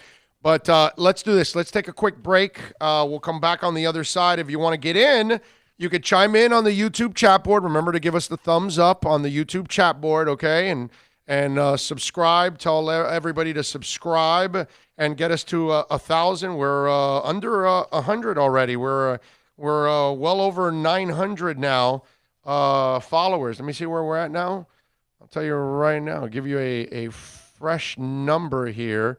We are at 919. We only need 81 now to get to 1,000, which is just absolutely awesome. So we're getting closer and closer and closer to that. Tell your neighbor. Number. Tell your neighbor to subscribe. Yes, sir. And remember, the show is proudly brought to you by Toyota of Hollywood. We'll be there on Sunday, broadcasting live from 11 to 3, like we normally do on Thursdays. But we're here today, Thursday, in Mobile, Alabama. So we cannot be at Toyota of Hollywood. We will be at Toyota of Hollywood on Sunday. So come on by. If you're off on Sunday, you live or work or hang out in that Hollywood area, 1841 North State Road 7, come on out. 400,000 square feet. We were right at the dead center entrance when you come in the main entrance to Toyota of Hollywood. We're right there on the left side. You cannot miss us. They've got all kinds of great deals going on. Number one volume sales dealership in the Southeast United States when it comes to Toyotas. Nobody better. They're open till midnight. They've got all kinds of great plans like making your payments until 2021, 0% financing for 72 months. Are you looking for a Highlander? How about a 2019 pre-owned Highlander? Not 30,000. No. 27.75, bro. You got to get on down to 1841 North State Road 7. It's Toyota of Hollywood. The world's biggest band is coming twice. Metallica. Headlining the Welcome to Rockville Music Festival. 2 different nights, 2 different sets. The weekend of May 8th through the 10th. Go to welcometorockvillefestival.com for all information. Get your tickets on sale right now. The one, the only Metallica. Go to welcometorockvillefestival.com. Thinking about buying or refinancing a home? Act now. Home values are ticking up. Don't put off making a move any longer. Call Michael Kodsey now at Choice Mortgage Bank, 561-441-2730, while mortgage interest rates are still at historical lows. Call now to get pre-approved and buy your dream home. If you're currently paying over $800 a month for rent, call 561-441-2730 now before interest rates go up. Down payments as low as 3.5%. Veterans may qualify for no money down. If you own a home, but you're upside down, Michael Kodsey can help. If you're being denied by your bank or your loan process is taking too long, call 561-441-2730. Act now while fixed rates are still under 3.5%. Offices in Boca and Boynton Beach. Rates and terms subject to change daily without notice. Equal housing lender. NMLS 122081. No one expects to get into a crash, but I expect you to go to accidentlawfirm.com if you do. Make sure when hiring a driver, you go through a rideshare app so that you can be covered by the insurance, which can be up to $1 million whether you're a passenger or a driver. In other words, don't try to save a few bucks by paying cash instead of going through the app. I'm attorney Bobby Nunez from Nunez Law in Miami, and we're here to help you through the process. Go to accidentlawfirm.com for a free consultation from me, Bobby Nunez. That's accidentlawfirm.com. America's safest and best-selling compact luxury SUV is at Acura of Pembroke Pines, and this is how we do it. RDX, $339 a month at Acura of Pembroke Pines, the #1 volume Acura dealer.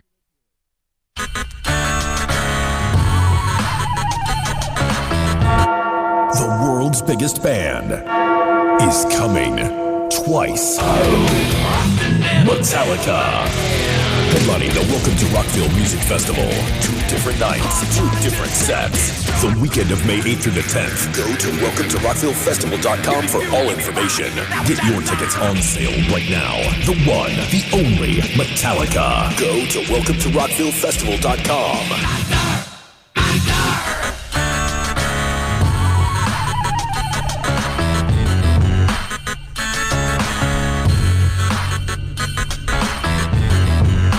This is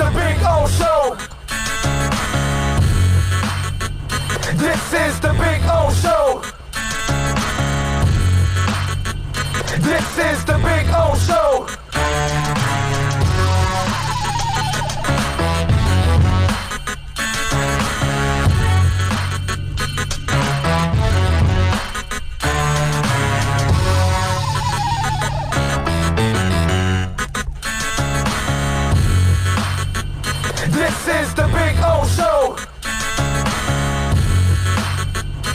This is the Big O Show.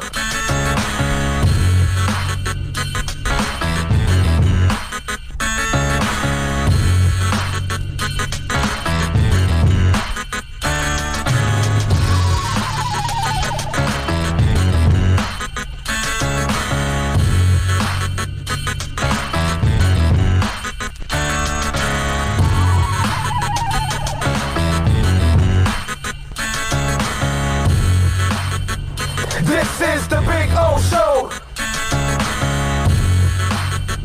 This is the Big O Show. Metallica, headlining the Welcome to Rockville Music Festival. 2 different nights, 2 different sets. Go to welcometorocktillfestival.com for all information. Get your tickets on sale right now.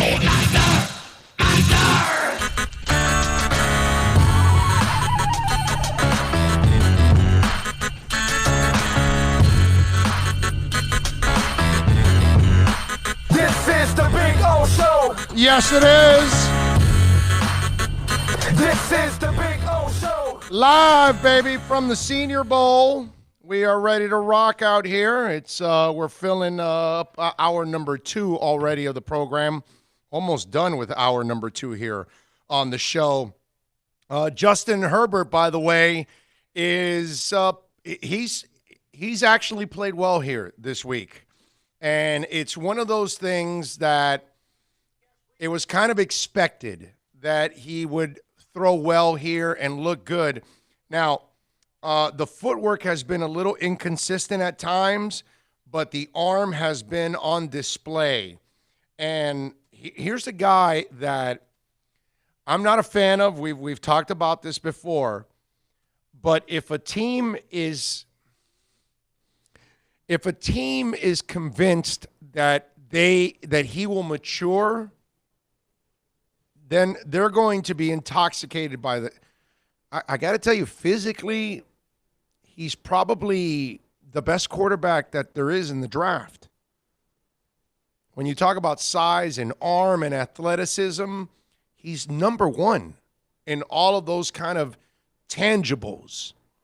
Now, the intangibles, the leadership, the maturity, the success, the big games, the big moments, Joe Burrow's got more of those, way more, and Tua does too.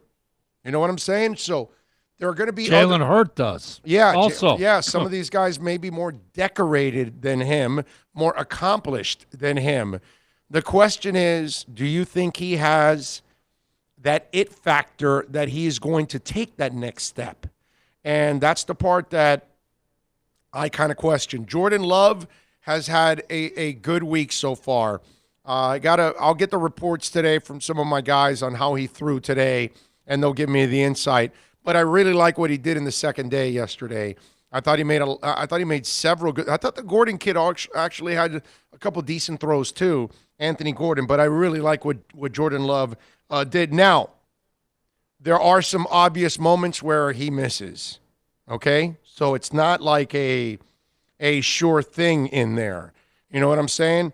Michael Pittman Jr., another guy, a wide receiver out of USC. Size, speed, has shown good hands. That's another guy that I know wide receiver isn't a top priority for the Dolphins. But again, if you're in the draft and you're at a point where a really good receiver falls to you at that spot, you got to take him. If you can, take him. There's no doubt in my mind that you got to find a way to take him. So yeah, that's going to become an option. But so several guys here, Eno Benjamin, Arizona State, I think it is, right? A guy that has caught the ball really well here, got a lot of speed and a terrific. He had to kind of show that he can catch the ball on a consistent basis, and he's been doing it here this week at the Senior Bowl. Another guy that's kind of caught eyes. You know, there've been a couple of dudes out here that have been shining, as they say. If you want to get in on the program, it's really simple. 786-322-1105. That's 786-322-1105. If you want to get in on the program, as we take you, of course, till about 2 o'clock here. We're coming to you live from Ladd Peebles Stadium, site of the Senior Bowl. And we've been here all week covering the Senior Bowl. This will be our final day here at the Senior Bowl. Let me see what we got here on the chat board. Big O, you mentioned Pat White. Was he ahead of his time or just bad? Just bad. I think I put there for you. That was a mistake by Parcells. Let's see what else. Antonio, get help. Big O, Antonio Brown needs to listen to some Johnny Cash. Don't bring your guns to town. Brown, don't bring your guns to town. He is, I don't know if he'll listen to anybody. You know, that's the thing. I don't think he'll listen to anybody. And that's why he is lost where he's at right now, Antonio Brown. That's why he's at the spot that he's at. Let me ask you guys something. This is interesting. There's a story out now. I don't know if you guys saw this, but you know Larry Fitzgerald obviously has been a monster there, an incredible superstar and a leader and a franchise player for the Arizona Cardinals for a long, long time. Well, he is now part owner of the Phoenix Suns. The wide receiver purchased a minority stake in the Phoenix Suns, according to Adam Schefter. Now, I mention this because there's another story about the Packers quarterback who about a year and a half ago, right, he purchased some interest in the Milwaukee Bucks. And I wanted to mention this because one of the things that hit me is, are you watching football or basketball players invest in baseball? Just think about that. It's interesting because we just had this conversation about baseball and how they don't get it and how their sport is just going downhill. And the whole thing with, voting Jeter 100% or not is not going to help your sport anyway. But my point is, they don't get it at all levels in baseball. Players don't, the players are do you realize that baseball players remind me a lot of football players in one sense? Baseball players that are currently playing the game, they are short-sighted. They don't see anything that's not in front of their eyes. And they know they're making their money right now and it's guaranteed, and that's all they care about. They don't care about the future of the game. They don't care that there are less fans in the stands every year. They don't care that there are less viewers watching your sport every single year. They don't care that the interest in the World Series declines every year. Why? Because they get their money. This is why the NFLPA gets their ass handed to them by the owners every single CBA. Why? Players, you start explaining to them the betterment of the game for 10 years and 20 years down the line, and for other players, they're like, dude, I'm only here for 3.5, 4 years. Because like 80% of the league is around for 3-4 years. It's a small percentage of players that are sticking around for 7, 8, 10, 12 years. Those guys are thinking big picture because they've been around big picture. The other guys, I just want to get my money right now and get the hell out. Short-sighted. They're not willing to sacrifice down the road. And baseball doesn't do any of that. Players in basketball, football, and in soccer, they are on social media. They are constantly selling their sports. They're in commercials all over the place. They're doing interviews. They're on whatever, celebrity networks, sports networks. They're all over the place. They're out with models and IG models and porn stars, and it's just they're making headlines all over. Baseball players, nothing. They don't sell their sport. They're not really on social media. And I'm talking about in general. Maybe there's one or two baseball players that actually do some, but I'm talking about this is the league in basketball. This is the league in soccer, worldwide, locally, whatever. This is what they do in football. This is how they live their lives. They sell the sport. And then when it comes to football guys looking for an investment, who's investing in baseball? And by the way, that short-sighted approach falls in baseball to the seam heads because they just look at the current money that's there and they think, oh, no, it's flourishing. No, it's not. This is the last collective bargaining agreement. Wait till the next one. It cannot get bigger when everything else is declining. Interest, attendance, and viewership. You have to forecast these things. You can't be in the moment. That's the problem. And in baseball, everything is about in the moment. Even some of their fans are still living in the moment, thinking that it's, prospering or something, and it's not. Because you look at the basic numbers, you think you are. You start looking at what the forecast is, and it's an ugly one for baseball. But I saw that with Fitz investing in the Suns, and I know that Rodgers had done it before, and it was like basketball and football. That's where it's at. Soccer's next. Like I've said before, when we get to the 30s, baseball will be number 4 in this country. Okay? We're now in the 2020s. This is where soccer's already exploded. International soccer is a force in this country. Young people love watching international soccer way more than baseball. Okay? MLS will now grow in the next 10 years, and MLS and soccer international will become the third sport in this country. Because in another 10 years, you have that generation dying out that loves baseball. And all the young kids, they're growing up to love football, basketball, and soccer, not baseball.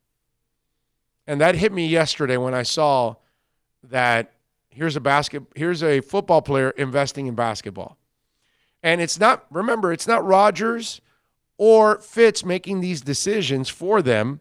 They might make the final decision, but it's their agent and their investor saying, here's where you should put your money. Because they're forecasting. Basketball is an international sport. It's the number 2 sport in the world. They're not telling them to invest in hockey or in baseball. Hell, I wouldn't be surprised if there are players now starting to invest in the MLS when it's all said and done. So just a note there. When I saw that, it just kind of clicked that it's just another sign of why baseball is completely lost as a sport and just doesn't get it. New York City Sports says, hey, Big O, where do you stand on the Eli Manning Hall of Famer debate? I'm glad you brought that up. Let's talk a little bit about that. Eli Manning is going to retire, which is a great call on his part because he really didn't have options. And what he was going to end up doing, it's beneath him. Eli Manning is a Hall of Famer in my book. He helped win 2 Super Bowls. He played at the highest level that you can play in the biggest game of your career.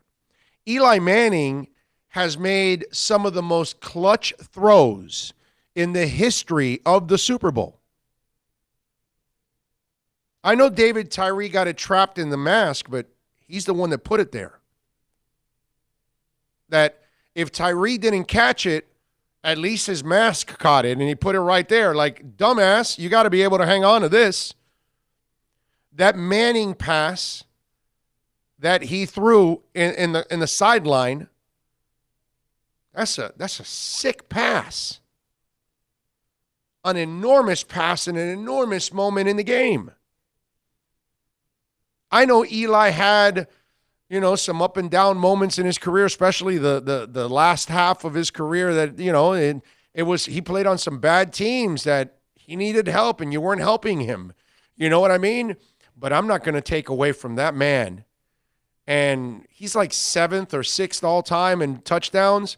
And he played like few play in the Super Bowl, bro. Twice.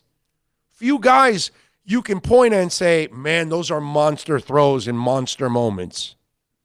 You compound that moment. Remember, he almost got sacked. He got grabbed, spun out, got hit by another guy, came away, got his feet underneath him, and fired the ball, dude. Right. It was amazing. On target. 2 guys.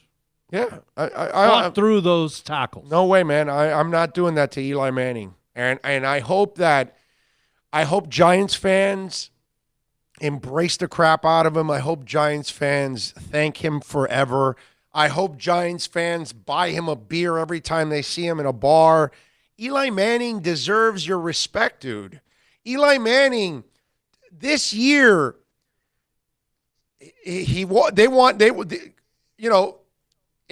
I give a lot of respect to the Maras in this sense. They wanted Eli to go out strong and then hand the keys to the kingdom to Daniel. But unfortunately, Eli could not do it because he just doesn't have it anymore. And he can't carry it. Like, he can still do some things, but he's not. He needs a lot of help at this point.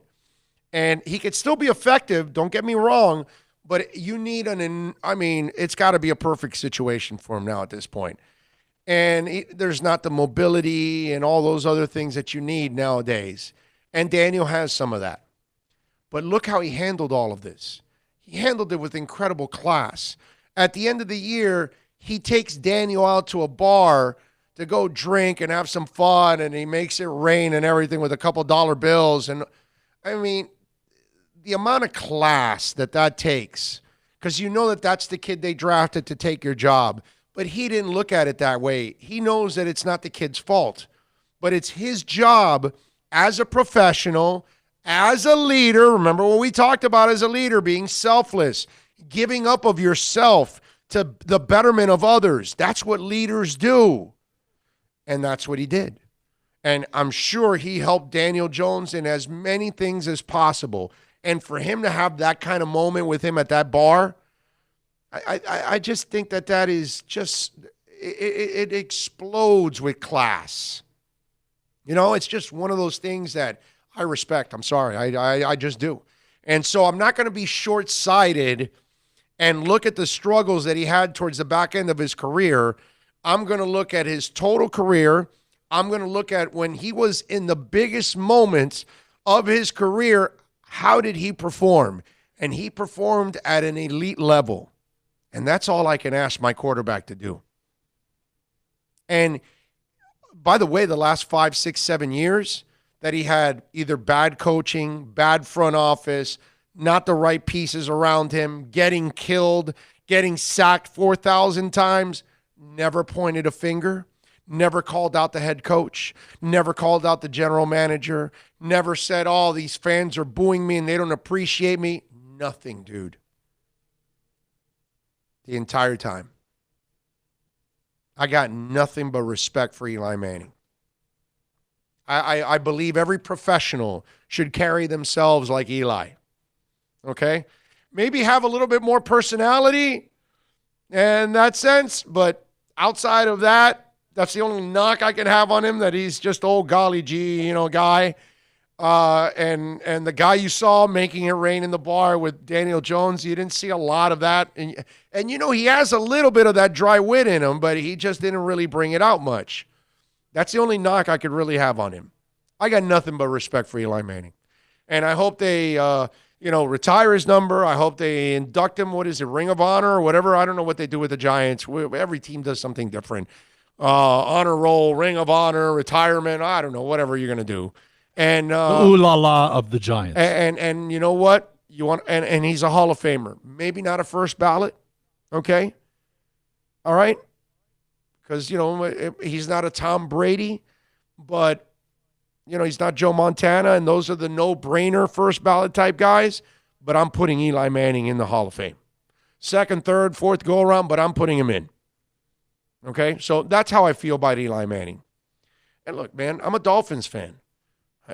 I think those of us that are Dolphin fans, we should have more appreciation than anyone, of what a real quarterback should be, because we saw it for many years with Greasy and Marino, and we just haven't had it since. And I got no problem with that, man. I really don't.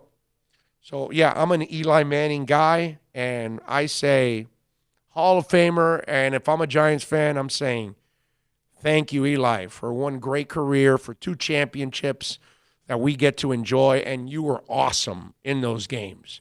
You came through for your team and your fan base. That's the way I would go about it. Oh, respect Eli, but when he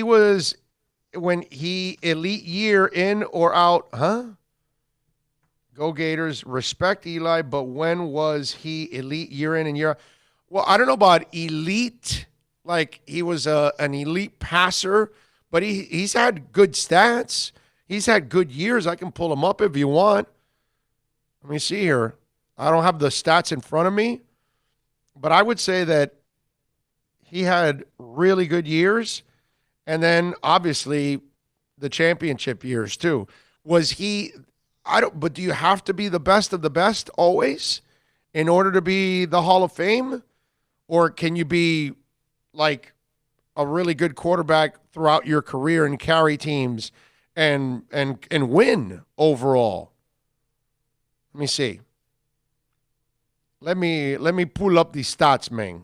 You might be right. Maybe I'm looking at it the wrong way. But I think he's had a Hall of Fame career. When you've thrown that many touchdowns, that many yards. And again, I think what's hurt his stats was the last few years. I don't know, 6, 7 years or whatever. It's been a really bad franchise. He has not, his offensive lines were absolutely terrible. And let me tell you something. Last year, with no offensive line, I could argue with you on this one, and I'll pull it up because I'm pretty sure of it. He had a really good stats last year. Here we go. Last year, Eli Manning, with no offensive line, threw for 4,299 yards, 21 touchdowns, and 11 interceptions. 21 and 11 is not incredible, but 4,300 yards with that garbage team, and all of his receivers were injured last year. Do you remember that? I mean, he had almost no receivers last year, and he threw for 4,300 yards. He completed 66% of his passes last year.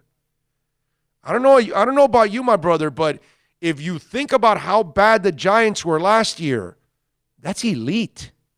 That's elite play in the worst scenario possible. Okay, now, let's go through some of this stuff here that you're talking about. We'll go touchdowns, interceptions first and foremost, okay? His rookie year, forget it, about 6 and 9. We'll skip that. All right, second year and on. Ready? 24 and 17, 24 and 18, 23 and 20.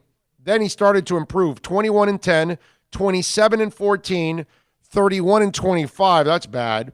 29 and 16, 26 and 15, 18 and 27, 30 and 14, 35 and 14, 26 and 16, 19 and 13, 21 and 11, and then 6 and 5 this year. He threw 366 touchdowns, 244 interceptions overall. Completed 60% of his passes. He threw for 57,000 yards and 2 championships. I would understand you know what? I'll give you this. The numbers aren't elite. Have you ever watched Elway's numbers? Just have a little fun here with this. You know what's one of the... Let me throw this. Hold on a second. Let me throw this for you. Rookie year, we'll throw it out. 7 and 14. You ready? 18-15, 22-23, 19-13, 19-12, 17-19, 18-18, 15-14, 13-12, 10-17, 25-10, 16-10, 26-14, 26-14, 27-11, and 22-10. He threw 300 touchdowns and 226 interceptions. Those numbers aren't elite either, man. On the back end, he has some really good years. But on the front half, I read them to you. But he's a Hall of Famer. Now, a different game then. You could mug the receiver a little bit more. They could fight for the ball more, all that stuff. You didn't have to be looking back for the football in order to fight for the football back in those days. Okay? So there was bump and run, man. Yeah. It was a little harder to play the game. It was a different game. Stats now cannot be compared to stats 10 years ago and 20 years ago, and especially 30 years ago. I mean, it's a whole different world. You know what I'm saying? But the numbers sometimes don't necessarily tell you that the guy, there's a reason why. Like I gave you Eli's stats last year. Eli's stats last year, considering how terrible the Giants were awesome. Awesome. In a terrible environment. But he doesn't get any credit for that. People just overlook it. Because think about it. Did you imagine that Eli Manning threw for 4,300 yards last year and a 66% completion percentage? Did you know that? Because that's elite. 21-11, that's not an elite thing. You want it, 3-1, not 2-1. But okay, whatever. But considering he had no receivers, he was 2-1 in touchdown to interception ratio. He threw for 4,300 yards and 66% completion percentage with no offensive line and no wide receivers. Are you kidding me? Come on, man. Give him a little love. Just a little bit. And this is where I end up running into this discussion with a lot of you sometimes. Stats don't tell you the whole story. That's why when you were, you look at Ryan Tannehill's things, the stats don't tell you what he really is because they're putting him in a position where he can succeed. They're trying to avoid the position where he would fail, which is in the Kansas City game. Same thing. So, no, I'm an Eli guy, and I say he's a champion and no doubt Hall of Famer in my book. What is he, one game above 500 for his career? Eli? I think regular season. I think he's one game above 500, if I'm not mistaken.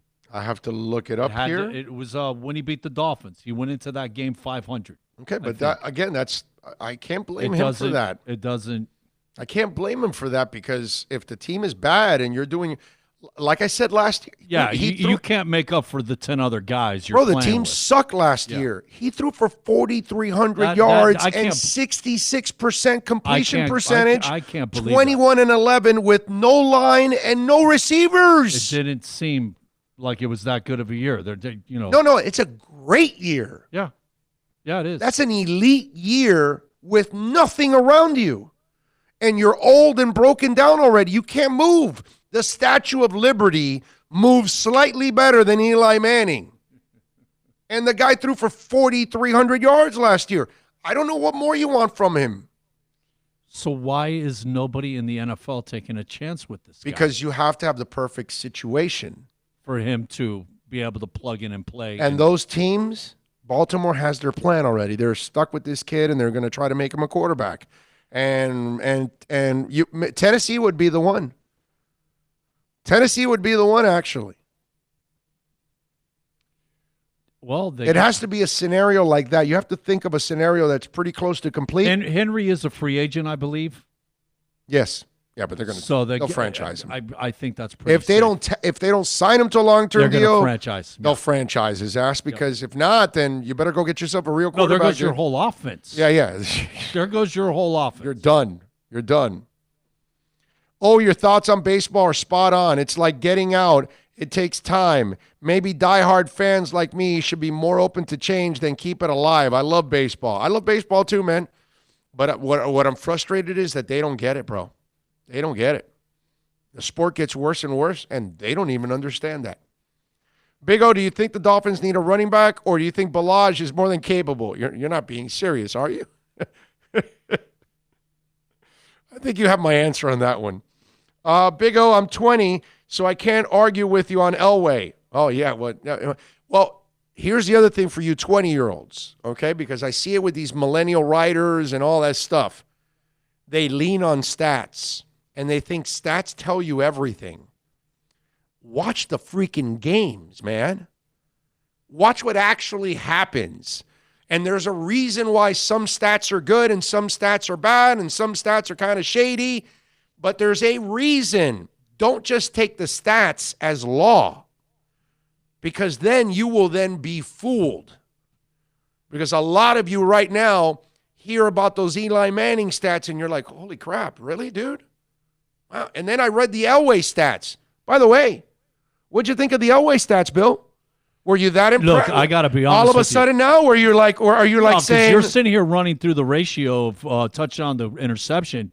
Not and impressive. It's like the last 6 years is where I got impressed, but before that, it was 50-50 right there. He was an interception machine. Not impressive at all. Because he was a gunner. He would take chances.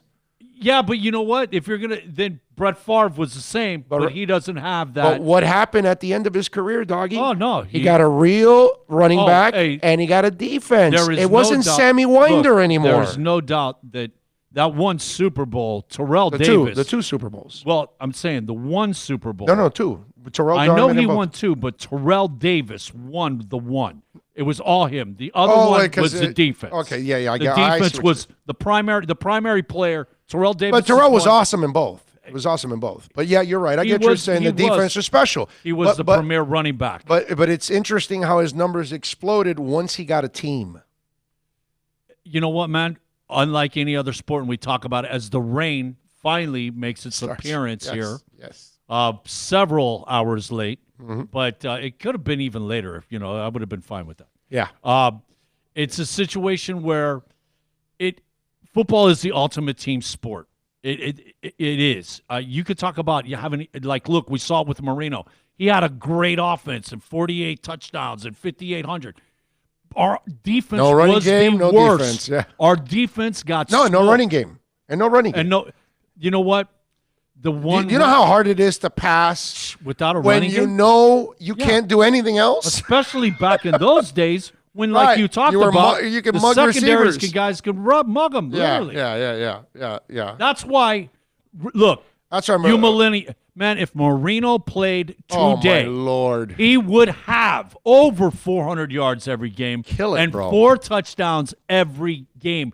Easily. There's no doubt in my mind. 404 touchdowns every game. Yeah. He would have killed it in this league now. Oh, my Lord. Wow. But look, I read those Elway stats. A lot of you would say, he's not a Hall of Famer. If you read those stats, you got to watch the games. And you got to watch what kind of player he was and the things he would do out there. And sometimes you're surrounded by exactly what you're talking about. The stat. Who was it? Kitna for Cincinnati, the Bengals. Mm-hmm. Okay, or Seattle. I don't know what you're talking about. Stats, blah. Cincinnati. He was my backup quarterback. My starter went down. I won the Super Bowl. When he had, and it's because of the third and fourth quarter, they were so far down. It was prevent defense, and the guy would have 250 yards. Yeah, because Kidna had like a year or two where he actually had like some decent seasons. And all it was the third and fourth quarter was prevent defense, and the guy racked up touchdown. He had to have 3 touchdowns and 250 yards in the third and fourth quarter. Yeah, playing against prevent. They'd still lose by 14, 21, 17. But for fantasy purposes, man, it was great. Our biggest problem in our society when it comes to sports is that not enough people actually watch the games, okay? And you just read the paper or just check the stats, and if you just go off of that and you think that tells you the whole story on how good or bad a player is, I mean, again, you had it right in your face. Do you really want Whiteside? You saw all kinds of stats from him, but did it look like they were winning stats? No. Because you can chase stats and not be as productive as you should be. And then again, you could also have modest stats and yet have an incredible impact on the team. You got to watch the games. Not enough media watch the games. Certainly not enough TV and radio people watch the games because I hear it. I can tell. And it happens just too often. And then we have a lazy thing is we just lean on the stats to tell us everything, and we go to Pro Football Focus, and whatever they say is gospel. And it just doesn't, because a left tackle graded out well because he didn't allow sacks this week against player A, and then the other left tackle gets the same grade because he didn't allow a sack against player A. The problem is one guy was facing the 47th ranked defensive end, and the other guy was facing the number 1 defensive end. So are you tweaking your scoring? Because are you crediting the 2 tackles for the same effort when they didn't block the same player? Got to watch the game. Because the left tackle, if you notice, he struggles 3 or 4 times a year when he's faced against an elite pass rusher. When he's facing an average guy, he does a decent job. But then if you just look at the overall stats, you say, well, he did well 12 out of 4 games, so he's a good player. No. He's not that good. It's that he played well against poor teams, and in this schedule, he only faced 4 elite pass rushers. So if you're asking yourself, when you got to the playoffs, why did he suck? Oh, because he ran into another elite pass rusher. But no, they will grade him out in Pro Football Focus, an overall grade of a really good grade, but they didn't watch the games. Who did he specifically block? Who couldn't he block? You understand? It's again, we'll bring it back to these quarterbacks. Josh Allen, Lamar Jackson, Ryan Tannehill. Hey, the running game's going great and it's dominating.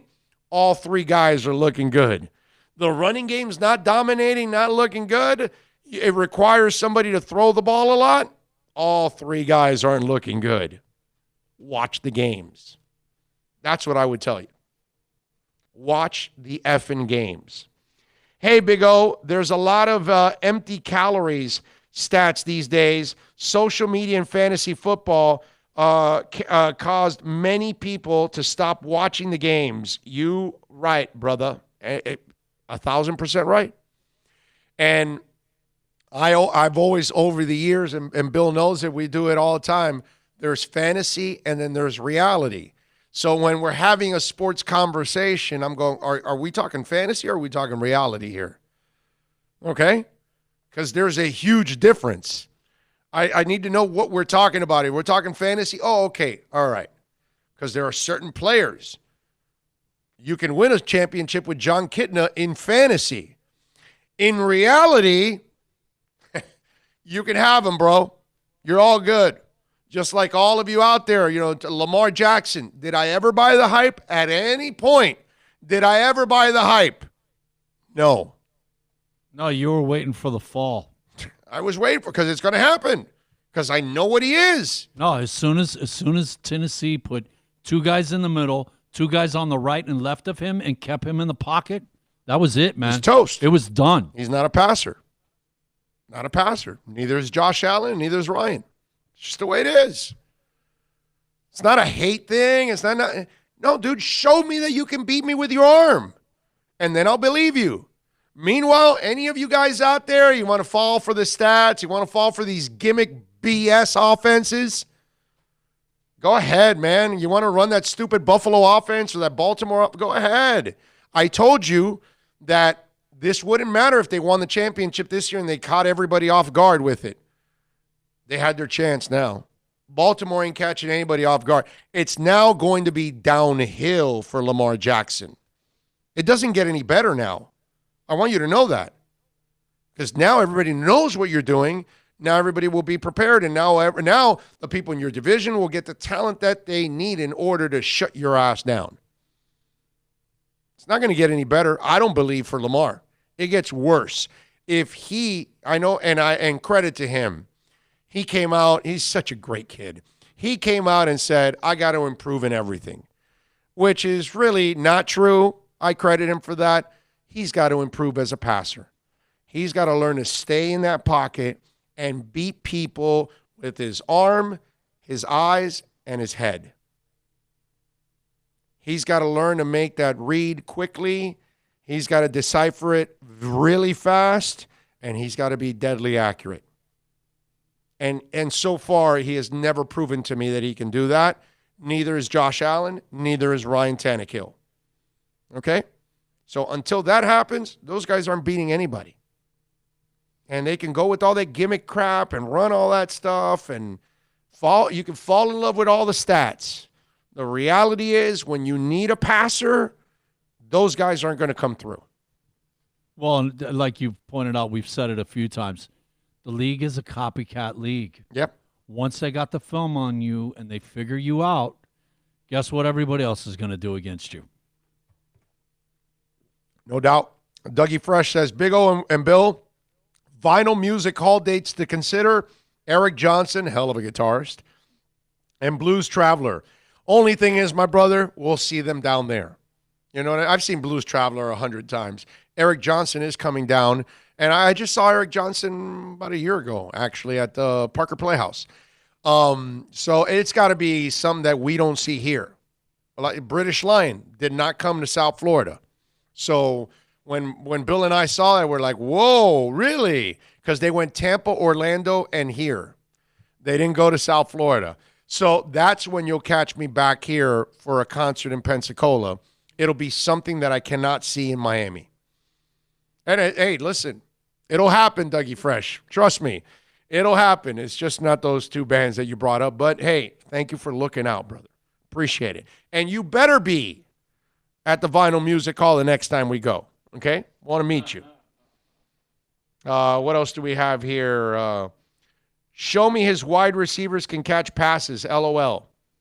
Who are we talking about? Which one are we talking about? Because they all caught passes. For Ryan, they caught passes. The A.J. Brown kid made him look great, and the tight end, Jonnu Smith, right? Is it Jonnu? Is it Smith? Why do I not think it's Smith? Why am I wrong? Why do I think I'm wrong? Well, anyway, Jonnu from FIU, they all caught passes. What, did they drop the pass? You got to find a way to overcome that, dude. Give me a break. That's excuses. Those are loser excuses. Okay? Everybody drops passes. You got to find a way to make another play. If that was your only shot, well, then that's too bad. You better find a way to overcome. So, you know what? To reiterate stats, I'm sitting here thinking about it. Lamar did throw for like 360 yards and 3 or 4 touchdowns in the loss. Right. Against Tennessee. Well, and the run, Tennessee didn't have like some special, incredible pass defense. And the run, and he had 100-something running, but it was basically on 2 big plays, the one early in the game and the one late in the game. Outside of that, they kept him in check. You know what I mean? Because they can do they're going to do damage because you cannot stop it all the time. But once you can take a lead on them and you got to make Lamar play catch up, he's toast. And you know what? You can make excuses all you want from. The problem is that Tennessee and Baltimore lived a charmed life this year. Because of that running game, it allowed them to control the clock, control possessions, and have the lead. They didn't fall behind on a lot of teams, so they didn't have to do that. But then when you get to the playoffs and you fall behind, you're falling behind against a real quarterback. So then now's when you got to match them like a quarterback, not like a gimmick, which is what Lamar is. He's a gimmick. Josh Allen is a gimmick. That's what they are. They're not real QBs. Ryan Tannehill is a limited quarterback that lives off the run, so he can have play action. But he can't beat you with his arm because he's not a real quarterback and never has been and never will be. So you guys can make, bro, I'm tired of excuses. That's all I ever hear for Ryan Tannehill for 8 years. That's all I'm hearing now for Lamar because he came up short. You could talk about his drop passes, boy, but you conveniently leave out all the missed shots too. because he sailed a bunch of balls too, or they were short or sailing it over them. I can remember a couple in the end zone. Of course, please. And I mean, it's like, Jesus, this guy's throwing it into the crowd. Give me a break. Not even anywhere near the back end line of the goal line. But I mean, it's sailing it into the crowd. Brandon Flood, who's making excuses for him, conveniently leaves out the misses. That's the same thing with Ryan. It's the same thing I heard for years. The people that made excuses for Ryan didn't really call the reality of it. So none of those guys are real quarterbacks. And until proven otherwise, that's the way I'm going to look at it. That's why I expected the other shoe to fall on Josh Allen, on Lamar, and on Ryan. Because they were as scripted, bro. Scripted. The second they ran into a real quarterback and their team couldn't be the difference maker, they were toast. Because they're not individually the difference makers with this. Because they can't be. Let me throw this at you, Will. Obviously, Lamar worked very hard the previous offseason to get his accuracy, get his passing game. And what was he, 36-6? Yeah. Touchdown interception. Great touchdown interception ratio. I mean, let's translate the work that he did last year. He does it again this offseason. Does the guy have a shot? I need to see it. Bill, I have never seen a guy that was inaccurate in college suddenly become accurate in the NFL. You are what you are in college, you will be in the NFL. If you weren't a passer in college, I don't believe you'll be a passer in the NFL. You wake up one morning and suddenly you got the golden arm and you're reading defenses and you're finding open guys. Russell Wilson didn't learn how to pass in the NFL. He was passing his ass off in North Carolina and then went to Wisconsin and took them to the Rose Bowl. Okay, he was a quarterback already. He just happens to have athleticism and uses it to his advantage. But it's rare, guys and ladies out there that are listening and watching. It's very rare that you run into a quarterback that was inaccurate in college and wasn't a passer and all of a sudden becomes a passer in the NFL.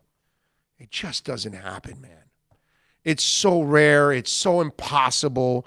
Put it this way, so far the example doesn't exist. Do you realize that? That the guy that was inaccurate in college still becomes inaccurate in the NFL. They just don't become accurate. Nobody can name one guy. Every time I have that conversation, I have it with NFL people. And I tell them, please name me the guy that was inaccurate in college and became accurate in the NFL. It doesn't exist. If you're not a passer, you'll never be a passer. That's a really bad ratio. None of them. Think about it. Improved. That's not. Think about it. You're in your 50s. Think about the guy that was spraying it around in college and then all of a sudden became deadly accurate and was a passer in the NFL. Doesn't happen. No. Just doesn't happen. You are what you are. Yeah. You're Chad Henne for 4 years. You will be Chad Henne in the NFL. Can't do anything about it. Michael Vick was Michael Vick in the NFL. He never became accurate. 1 year Andy Reid got him to 62, which is not even good enough anyway, but it's solid. It was a good year for him. Well, back then, no. Back then it was different. But no, 62 was a decent season. But it was one season. Outside of that, he was always in the 50s. Because he was never going to be a great passer. By today's standards, you have to be mid to upper 60s minimum. Yeah. Now minimum. You have to be in the mid-60s for sure. Yep. Guaranteed. No less than that, because it's a lot easier to pass now. But I'm just saying, it just doesn't happen. You think about it in time. You're Jay Schrader, you're Jay Schrader. You're Jake Plummer, you're Jake Plummer. No, nothing changes. No, I have to point out, like you said. You're Culpepper, you're Culpepper. Culpepper was never accurate. He's just a big athlete with a big arm. And then Minnesota was smart. They went and got Jake Reed, they got Chris Carter, and they got Randy Moss, guys with incredible range. So he threw it. And then the second he lost his athleticism with his knee, he was useless. He came to Miami and he couldn't be a quarterback because he was never a quarterback. He was never a passer. Because if you're a passer, you don't need a knee. Get it? But Culpepper needed that knee because he needed mobility. You are what you are. It doesn't change. All of these guys, they are the same guy in college that they are in the NFL. Man, talking about Culpepper, I remember the first thing that it was like put him on the map. You remember UCF is playing Florida State. Yes. And right before the half, he rolls out to his right at the 50 and throws back across his body 50-something yards. Yeah. And hits the guy. And UCF is up by 14. I think it was 28-14. And we're all like, did you see that pass? Oh, my God. Didn't he have a good game against, like, Nebraska that year, too, yes, right? Yes, it was it probably was Nebraska. There was 2 games. Yeah. But that put him on the map. I think it was his junior year or soft, whatever it was. I mean, he's a freak. Yeah. The guy was a freak. Oh, I can remember. But he was not a real quarterback. I remember he was his an first athlete game with the ball in his hands. When he got into the game, it was against the Bears, and first and goal from the 8 or 9 yard line, and the guy went up the middle, and it was like, man, if he gets past your defensive line, your linebacker's 40 pounds. He's 280, 290 pounds. The guy is 40 pounds heavier than your linebacker. Yep. And literally, carried the linebackers into the goal line. Yeah. 5 yards out. Yeah. So that, and like you said, athleticism. We were wowed, but a passer, a quarterback. But all these guys get yeah. intoxicated with the athleticism, and then they think that they're going to make that athleticism a quarterback. And that's just not the case, ladies and gentlemen. It's just not going to happen that way. You're not going to make them quarterbacks. You can try all you want, but you're Pat White, man. You're not going to become a great quarterback at the next level. Are you trying to set records, man? Why? You know you've been at it for 53 minutes. All right. Are you trying to set some kind of new Big O standard of continuous talking? Big O, as someone who has seen pro athletes and musicians destroy themselves, are these the same phenomenon? Self-destruction seems to need more attention to keep their icons alive. Yeah, maybe. It may be with AB is what you're saying. Yeah, maybe the attention, he needs it in a bad way. He might be right spot on because he was all proud about him being the most Googled athlete in 2019. That totally correlates and makes sense. Yep. It's raining again. There you go. There you go. Look. The RVs are starting to pull in. You can see it back there. You see them over there? This place will be loaded with RVs on Saturday. You know they're hardcore if they're here on a Thursday to get their spot, okay, for Saturday. I mean, it's just look. It's just. I'm sure they're driving in now. Hey, there's like a arm. Like you could see the 2 or 3 that are out there. No. There's like a lot 20. more. There's 20 of them that we can't see because of the stands. Yeah, because they're were over by the highway, parked. They were there since like Monday. They get a spot and a number, and then they're able to come in. It's crazy. So yeah, that's how they're already preparing. But see, it's raining. I don't know how much you guys can see. Oh yeah, you can. You can see it there. That's good. There you go. That's the Ladd Peebles Stadium. So they moved the players today.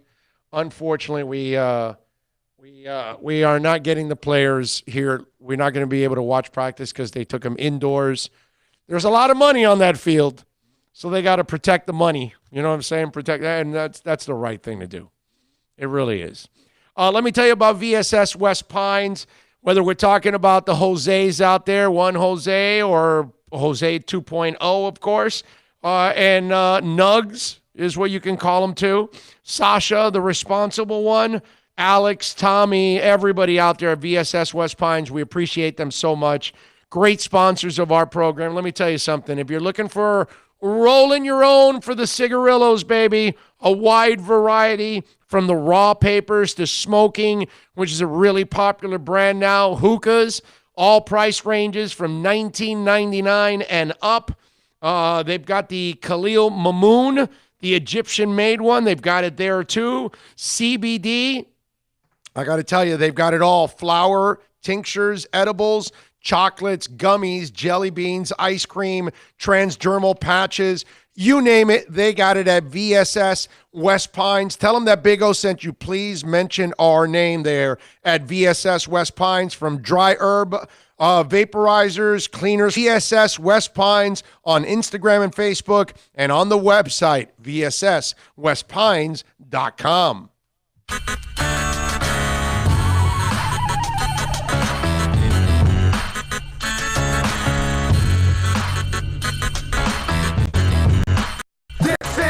Pines, the #1 volume Acura dealer.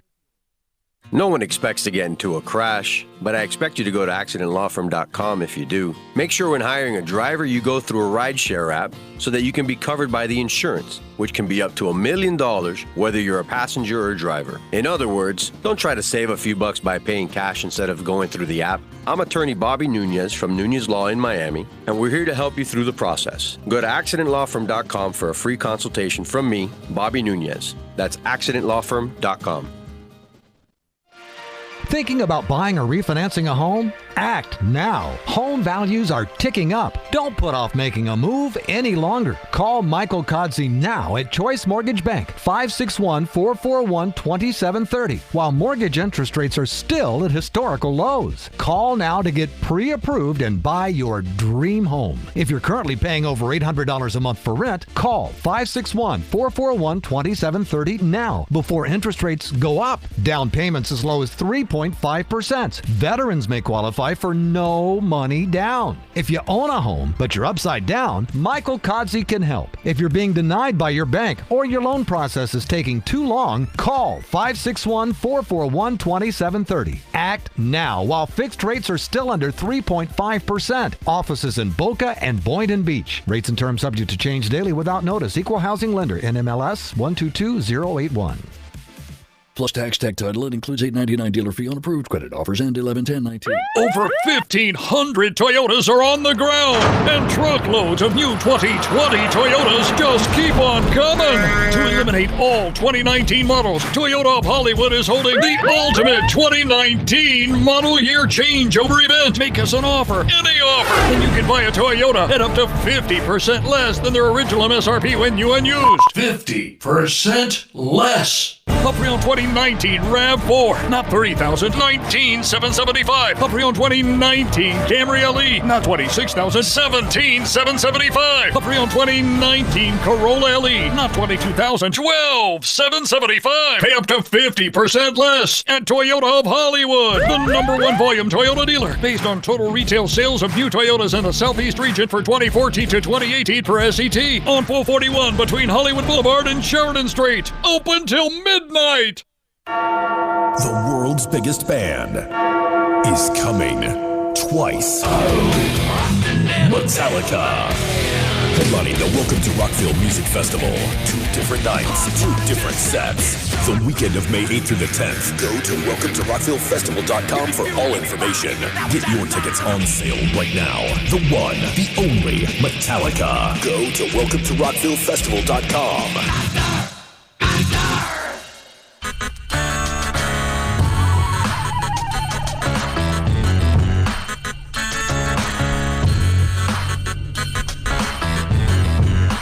This is the Big O Show.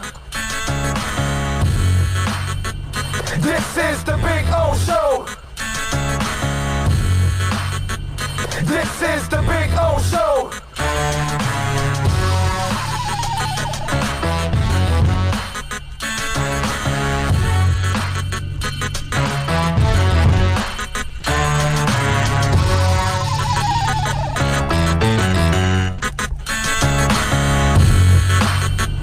This is the Big O Show. All right, we are back.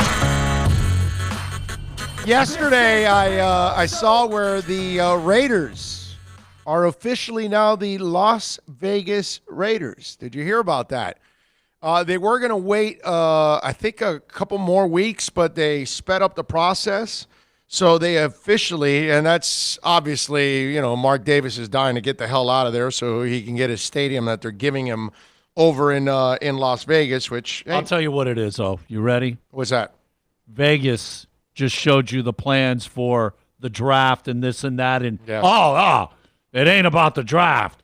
We're the Las Vegas Raiders. Yes. So, like, you're trying to take our town? Draft? No, we're the Raiders. We're coming. It's a shame that stadium isn't ready for the draft party, because that's the way it would have been cool to show off the stadium and have that as the draft day and have the Raider Stadium as the You're centerpiece of 100% it. right. Oh, they're talking about what? 400,000 people expected to be at the draft? I've been there, and where they're going to hold it, oh my, go to Tommy Rockers, bro. You're going to have so much more fun. That you're going to be like a sardine, and it's just not going to be comfortable. Tommy Rockers is way better. You're going to be relaxed, sitting down, watching the draft. They're talking about closing off the strip. Yeah. No traffic. Yeah. So the Raiders officially became the Las Vegas Raiders. This is their fourth name now, right? Because they go Oakland, L.A., back to Oakland, now Las Vegas. So fourth city or fourth name, 3 different cities for this team. So they're kind of the gypsies of the NFL, the way they've moved around. I think the only one that has moved around more is the Cardinals, right? Because they were Chicago, then they were Arizona, Phoenix, right? What were they before? Oh, St. Louis. They were Chicago, St. Louis, and then Arizona. So that might be the only other one, I guess. I don't know. But 4 times now for them. But here's where I was thinking about this. Here's where they move up on the ladder. While it's a terrible franchise, Mark Davis is kind of proven to be a clown. And he's kind of like the old man was when he was old. Not when he was Al Davis, okay? Because I hate that Al Davis sometimes doesn't get the respect that he deserves, because that guy was a badass. But everybody thinks about the old doddering the old man that just wasn't, with all his faculties at this point. So, but they move up in this sense, because I was thinking about this. I was sitting back going, okay, because I'm already getting prepared for next year. I want to go to Las Vegas again for the Dolphins and the Raiders. I want to go out there and broadcast all week, maybe back at Tommy Rockers, and lead up to that game and have some fun. And, it's another great excuse to go to Vegas, which, I can't come up with enough excuses to go to Vegas. But it becomes now, while Oakland was not, and again, nothing against the folks in Oakland and nothing against the city, but it's not a destination. It's not something that you really wanted. I know San Fran is in a way, but it's not really the Raiders. That's Oakland, right? And so I'm thinking there's a couple of them in the league that it's something that you want to go because of the game or because the city or something like that, or the combination. Lambeau Field is one that I think everybody that's a real hardcore football fan says, I want to go one game. I got to go to Lambeau Field, right? I mean, it was like for me last year when I got to go to the LA Coliseum, I was pumped because, dude, the Coliseum is one of those few fields left that has connections to the NFL back in the day when we didn't even have the AFL, okay? Because that's when the Rams played back in the old NFL in that stadium.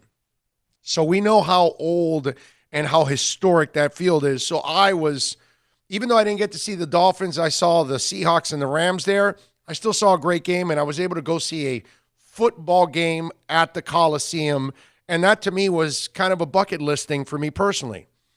Green Bay, Lambeau Field is definitely a bucket list I got to go to. Miami, it's not the Orange Bowl anymore, so it's not a historic stadium. Hard Rock is really nice, and I love Hard Rock, but it's more about a destination. When people go to Miami, it's because they're going to go see their team play the Dolphins, but they're going to enjoy, obviously, South Florida. Kansas South City. Beach specifically. Well, I mean, that's not fair. I think there's a lot of places. I don't think South Beaches are. I mean, Las Olas is an awesome place to hang out, bro. Isn't it?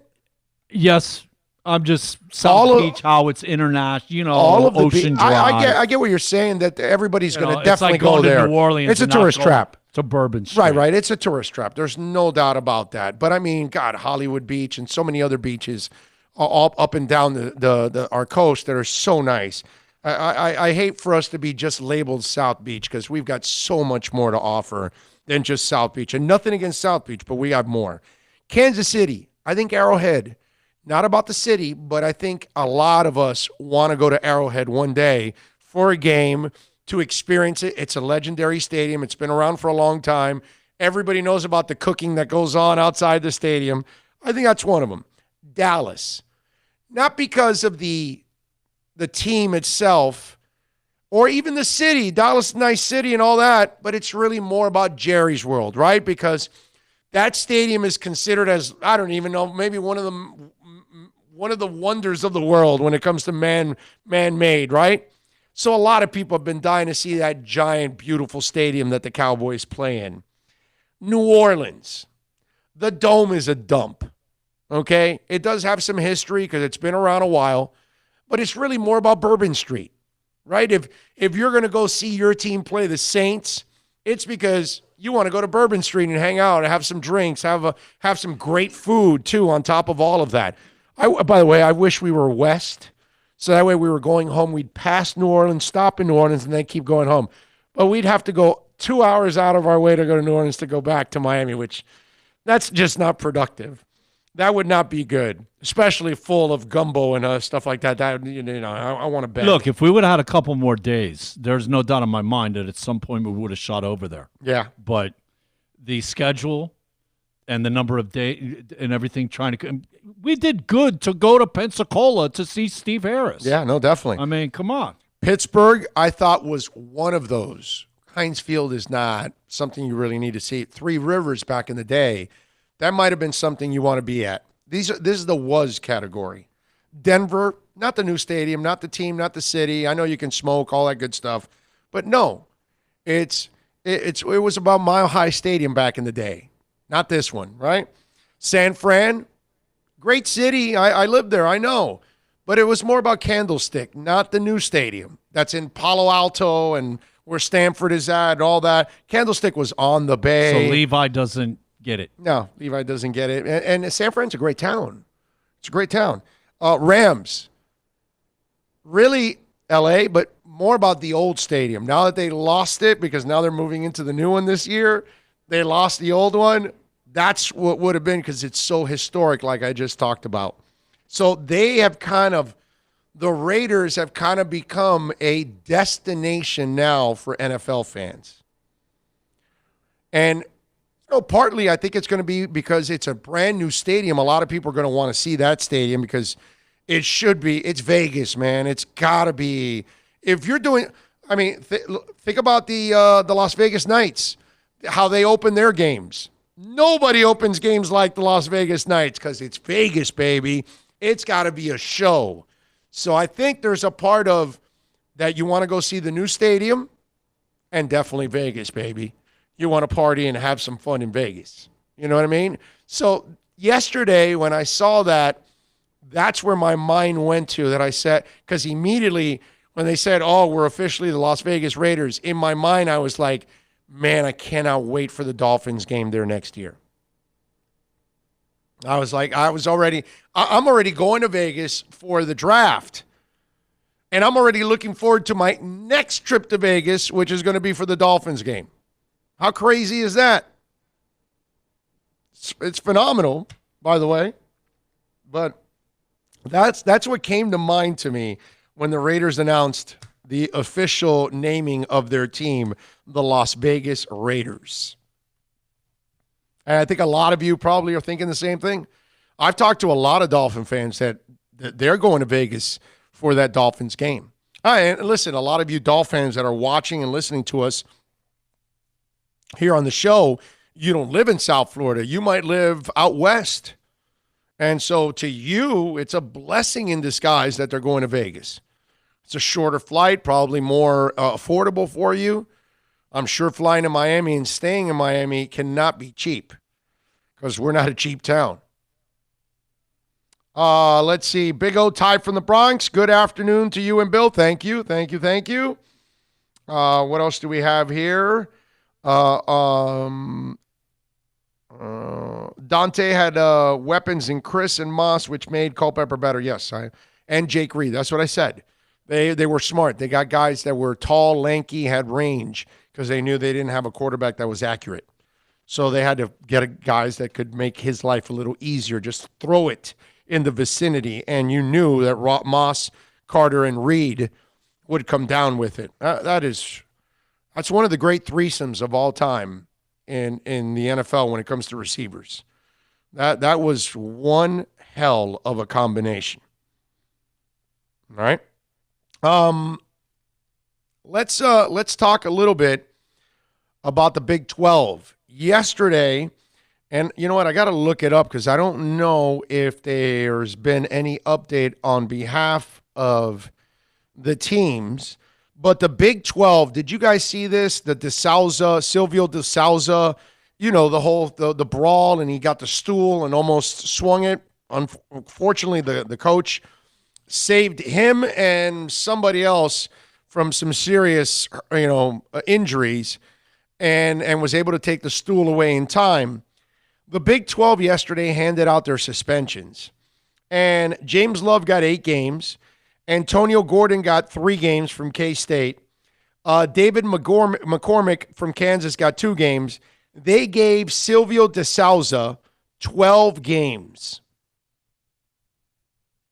That's all they gave him. They didn't kick him off the team.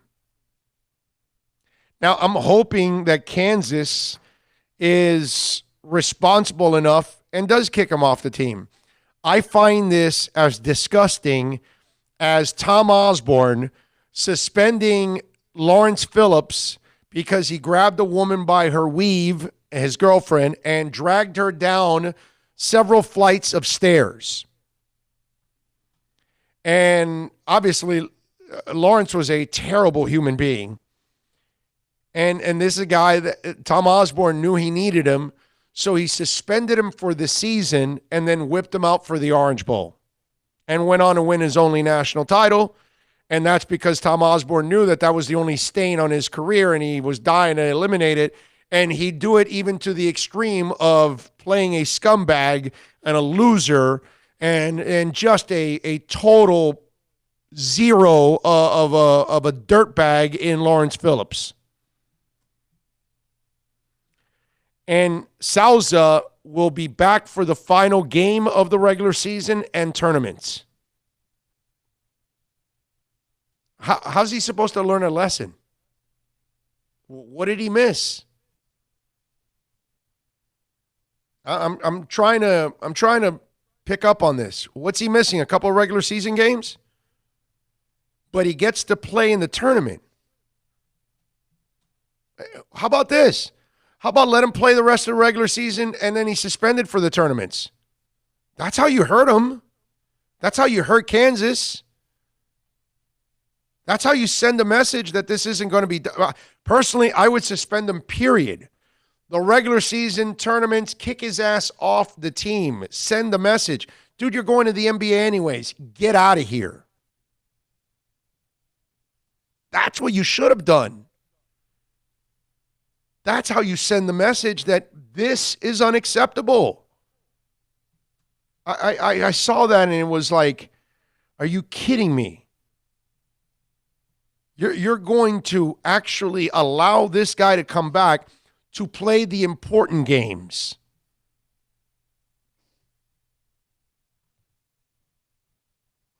No lesson learned whatsoever, man. Well, then you're not just hurting the player, you're hurting the University of Kansas, and we can't have you hurting the Jayhawks. Yeah, but they obviously care too much about the Jayhawks, more about the Jayhawks than they do about human beings. Because if that's the way you're going to carry things, I think it's so weak on the Big 12's part. It really is, how you're going to allow that guy to come back. Don't forget, by the way, to give us a thumbs up here while you're watching the broadcast always, and we appreciate you keeping it locked here. And, of course, pass on the word. If you're listening to the podcast right now, you can reach out to us on the accidentlawfirm.com text line anytime, 786-322-3776. 1105. That's 786-322-1105 if you want to get in on the program as we take you, of course, till about 2 o'clock, I would say. We got about another hour left here on the program. We got a bunch of things that we got to get into here on the show. Oh, man. Just, I don't get it. How do you not suspend that guy for the rest of the year? How do you not kick his ass out? And I think what they're thinking, man, is if he actually did something with that stool and hit somebody with it. But he's just lucky that somebody grabbed it from behind him. That's why I'm saying if they don't do that, there is no doubt in my mind that guy's swinging with that thing. Right. And so then that's when you're going to do it? So you're not suspending him because you saved him from himself. But it's not because he's going to learn anything from this. You're giving him a couple of weeks off is what you're doing. Because if you're suspending him now and allowing him to play in tournaments, you're letting him play in the best part of it. It's like I was watching Hell's Kitchen the other day, and some guy, Chef Ramsay, just ripped into this guy and kicked him out of the room, right? Because he was slacking. Apparently, he had some I don't know, he said his neck was stiff or something. He was like an excuse guy. And he was just whining about it or whatever. And then his team was behind, and the other team they won the challenge, so they were out and about having some fun in the town. And the other group had to then do some prep and cleaning and all that, and he's supposed to help. But what he did was he lied there in the couch for a couple of hours because he said he felt bad, and everybody else was doing all the grunt work. And then when the next challenge started, he then joined in. And so he did not do all the bad stuff that the team had to do. He joined in on the good stuff on the next challenge. And the rest of the team was pissed at him that he was, wussing out and making excuses and not sucking it up and helping them. That's exactly it right there. That's what it feels like to me. It's the same scenario. You're not punishing this kid by suspending him 12 regular season games and letting him play in the postseason. You're not teaching him a damn thing. That's just, it's insulting. It really is. All right, 786-322-1105. That's 786-322-1105. And don't forget, the program is proudly brought to you by Choice Mortgage Bank. We love Choice Mortgage Bank and Michael Kodsey. Right now, we can get you into state rates under 3.5%. Call the owner right now. Make sure you tell him that we sent you. Make sure you mention the Big O Show. 561-441-2730. And this guy is on top of it. Nobody's going to work harder for you to get you that best rate out there so you can save money and have more money to pay bills and enjoy a vacation, your kids' college fund, all that kind of stuff that you want to enjoy. Call Choice Mortgage Bank. Don't get locked into a bad deal because that's going to put you in a bad spot for a long, long time. Call the man that's going to fight for you. Michael Kodsey, Choice Mortgage Bank, 561-441-2730. Plus tax, tag title. It includes $8.99 dealer fee on approved credit. Offers end 11/10/19. Over 1,500 Toyotas are on the ground, and truckloads of new 2020 Toyotas just keep on coming.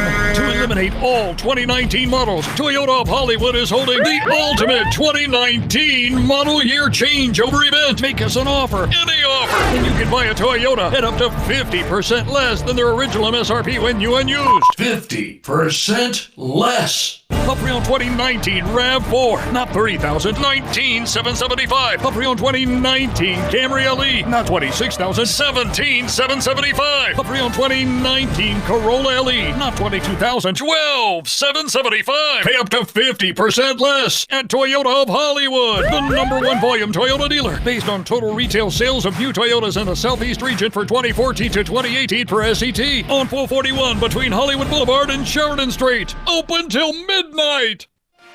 Thinking about buying or refinancing a home? Act now. Home values are ticking up. Don't put off making a move any longer. Call Michael Kodzie now at Choice Mortgage Bank, 561-441-2730, while mortgage interest rates are still at historical lows. Call now to get pre-approved and buy your dream home. If you're currently paying over $800 a month for rent, call 561-441-2730 now before interest rates go up. Down payments as low as 3.5%. Veterans may qualify for no money down. If you own a home, but you're upside down, Michael Kodzie can help. If you're being denied by your bank or your loan process is taking too long, call 561-441-2730. Act now while fixed rates are still under 3.5%. Offices in Boca and Boynton Beach. Rates and terms subject to change daily without notice. Equal housing lender. NMLS 122081. No one expects to get into a crash, but I expect you to go to accidentlawfirm.com if you do. Make sure when hiring a driver, you go through a rideshare app so that you can be covered by the insurance, which can be up to $1 million whether you're a passenger or a driver. In other words, don't try to save a few bucks by paying cash instead of going through the app. I'm attorney Bobby Nunez from Nunez Law in Miami, and we're here to help you through the process. Go to accidentlawfirm.com for a free consultation from me, Bobby Nunez. That's accidentlawfirm.com. America's safest and best-selling compact luxury SUV is at Acura of Pembroke Pines, and this is how we do it. RDX, $339 a month at Acura of Pembroke Pines, the #1 volume Acura dealer. The world's biggest band is coming twice. Metallica. Headlining the Welcome to Rockville Music Festival. 2 different nights, 2 different sets. The weekend of May 8th through the 10th. Go to welcometorockvillefestival.com for all information. Get your tickets on sale right now. The one, the only Metallica. Go to welcometorockvillefestival.com.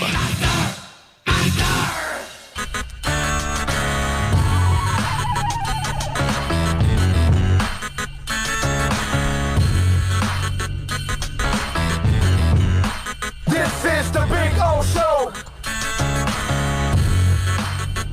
This is the Big O Show. This is the Big O Show.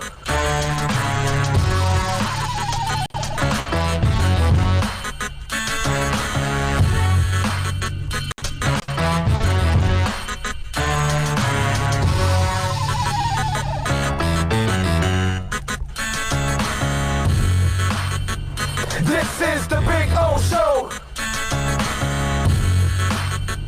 This is the Big O Show. All righty, welcome back.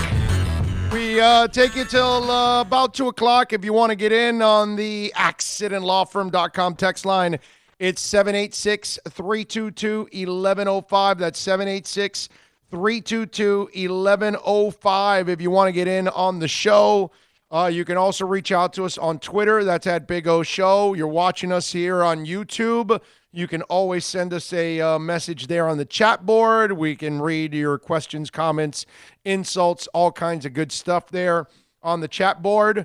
We are out here at Ladd Peebles Stadium, site of the Reese's Senior Bowl. Unfortunately, today we are not witnessing practice, so I'm going to have to get the reports from some of my NFL guys, and they'll have to give me the skinny on what's going on over at the practices today, and I'll find out some stuff, and we'll pass it on. So I'm not worried about that. A lot of bad weather out here today, unfortunately. So we're out here. Hey, don't forget, I know Bill plays the commercials all the time for Rockville, and we do want to remind you that we've got several passes that we're giving away for Rockville. So you got to send us your full name, your email address, and your phone number, cell number preferred, and that way we can contact you if you win, okay? Because we're going to choose a couple winners here, and, you know, we got to contact them. So if you want a shot at winning a pair of passes to go see the great festival that is Rockville in Daytona Beach this year, not in Jacksonville anymore. They moved it over to Daytona, which I think is really, really cool that they moved it over to Daytona.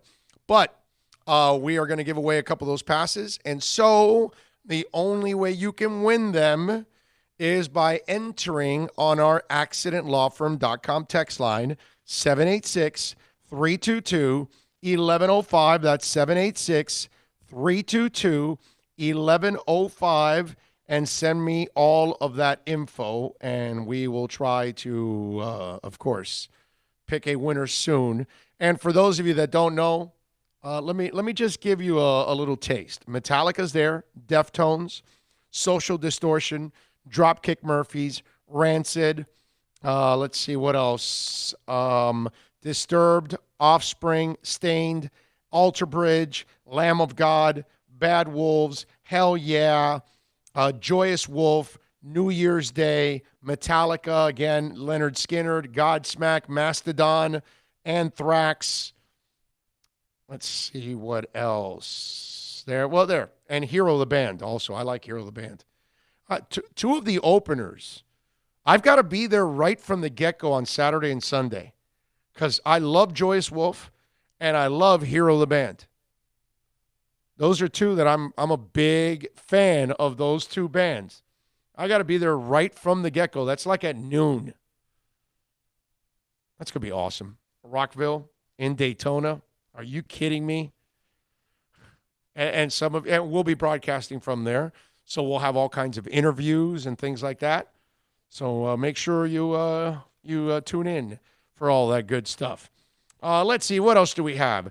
786-322-1105 if you want to get in on the accidentlawfirm.com text line. Did you guys see this? I mean, I got to make fun of it. I got to laugh a little bit about it. The Mavs, they've had some injuries at center. So Dwight Powell tore his Achilles tendon, really important player for them. He was, what's it called? They've got a couple of other guys, Maxi Kleber and those kind of cats, but they want to actually, get some help at center. So they've reached out to Joakim Noah. And I know Joakim played some in Memphis last year. That guy's knees are shot. What the hell are the Mavs thinking? Joakim Noah, is that really the best that you can do? You can't trade for somebody. Like, there's got to be a scrubby team out there that has a backup center that they're willing to trade to you. Joakim Noah? At this point, isn't Yannick Noah in better shape than Joakim Noah?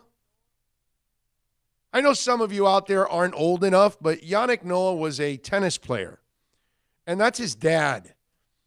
And he did win one major. Right, the French. And what's it called? I think at this point, Yannick Noah might be a better center than Joakim Noah. I mean, Joakim Noah's knees are all done, dude. Seriously, are we allowing walkers in the NBA now? Huh? Can Joakim Noah play with a walker or a standing cane or something like that? I mean, he's got that fancy hurricane. Well, maybe. The one that flexes and everything. I don't know what it is, but I saw that story yesterday, and I was kind of laughing my ass off. Like, man, you have fallen deep if you think that Joakim Noah is what's going to help you. Oh, my Lord. That is crazy, man. Oh, caught the show yesterday regarding a Hall & Oates and Squeeze tour. You've probably watched this already, but in case you haven't, do yourself a favor and watch YouTube. Daryl Hall show, Daryl's House. He meets with bands and does their hit covers. Cheap Trick, Nick Lowe, etc. Good stuff, Bill and Simmy. Yes, I have seen it. I watch that show all the time. I love that show with Daryl Hall. Actually, the last time we saw him on stage, he was advertising his show. Yeah, his guitar, whatever, band, belt. What the hell is that thing called? Whatever, the thing that holds the guitar. Strap. Guitar strap. There you go. The guitar strap has Daryl's House on it. So he's always promoting it on tour. But, yeah, I see that show all the time. And, by the way, I got good news. I don't have to go to Tampa anymore to go see Squeeze and Daryl Hall and John Oates. Look, I've seen Daryl Hall and John Oates 1,000 times. I'm good. But I found out now that Squeeze is coming on their own to the Broward Center. I think it's August 16 or 19 or something like that. I forgot what date it is. I'm looking at it here. I'm trying to get the email. But I saw that, and I was like, giddy, bro. That is awesome. So now I don't even have to travel up, and I can see it's all right if I miss Hall and Oates. I've seen them 1,000 times. I'm good. But I've never seen Squeeze in my life. So that for me was a real treat that that I found out that Squeeze is actually coming to South Florida. And not only that, because if you watch them with Hall and Oates, they're opening up, and Bill mentioned it yesterday, 10, 12 songs? And yeah, hey, it's 10, 12 that I've never seen before live. Now, Squeeze will probably do a nice 15, 20 song set. I'll get a full Squeeze show, and I can get all excited and squeeze myself on the way home. 786-322-1105. If you want to get in on the accidentlawfirm.com text line. Let's see. I see. I don't know why I get this all the time. Hi, I hope this is the right number. I am Alex and would like to contact, I can't put the name, I don't want to do that, regarding a property at, I don't want to say the address, order of selling it would be an option. I don't know why I'm getting this all the time now. Somebody's sending me stuff. You don't want to move from Kendall, brother? No, I don't. I'm happy. Moving is the worst, bro. I never want to move again. I told my wife when we moved into that house, I said, first and last time, never doing it again. I just want to stay here forever, please. And I probably won't. I'm sure I'll be moving. What position do you sacrifice on the 53-man roster to stash that many QBs? Sir, what positions do they have that you make it sound like they're overloaded? Who cares? You'll be short on something. Doesn't matter. What's it? And actually, for 4 QBs, one of them would be on the IR. So he wouldn't take up the 53-man roster. So it would be 3. Because if you have Tua injured, if it's Tua and he's injured, you're going to put him on the IR. Because he's not going to start the season with the team. He's got to be on the IR. So you're worrying yourself way too much with all that stuff.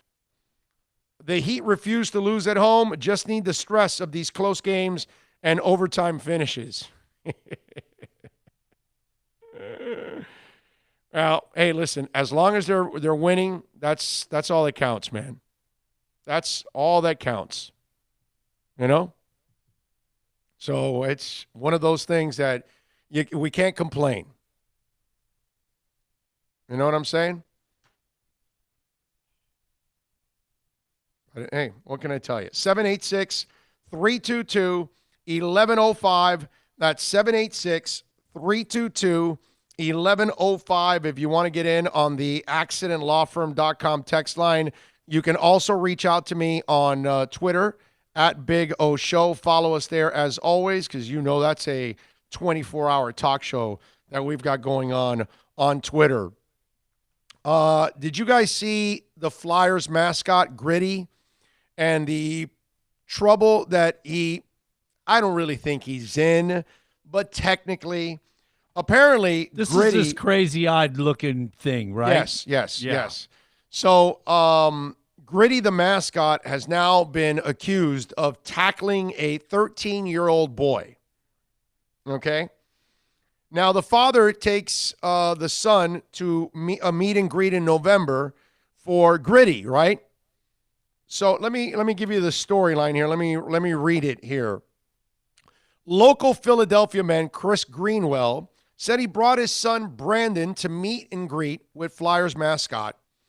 And this is what transpired. In Greenwell's telling, Brandon playfully patted the mascot on the head after the photo was taken. As Brandon walked away, Gritty got out of his chair, took a running start and punched my son as hard as he could, Greenwell said. Now, there is no video footage of the alleged incident because there were no cameras pointed at the area where the meet and greet was taking place. Greenwell sent an email to the Flyers about the incident, and officials for the team said they investigated and found no evidence that Gritty punched the teenager. Greenwell then went to the police. That's when this all went public. His central piece of evidence appears to be a chiropractic report, right? Or I said it wrong. Anyway, acquired after Greenwell took his son to get his back checked out. Now, the idea, Gritty, by the way, who is like 6'7" listed, all right, that he would actually do something like this and pick up the steam and tackle a kid. He's got those crazy eyes, man. Yeah, but it's just, you know.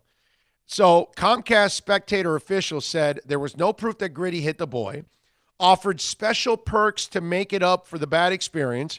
Greenwell suggested that the Flyers show his son on the giant scoreboard or let him into the locker room to meet the players and get autographs. The company offered to sit Brandon on the players' bench during warm-ups for a future game.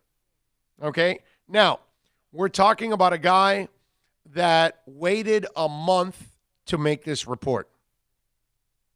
Okay? And first of all, he was just unhappy about whatever experience it was with Gritty. And I don't think anything is going to come of this. This looks to me like a shyster. This looks to me like a guy that is trying to just get money and find a way to make a lawsuit, bring some attention. And the fact, you know what's embarrassing about all of this is that this loser is using his son for all of this. Because I don't believe the mascot did this. I don't believe any mascot's really going to do that. And the story is it sounds so fake.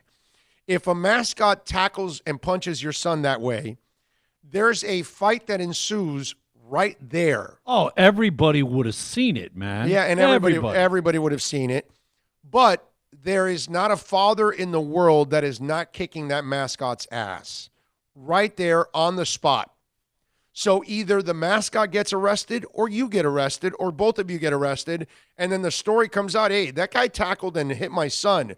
I'm not dealing with that. I'm going to put this guy out. And then we would all understand.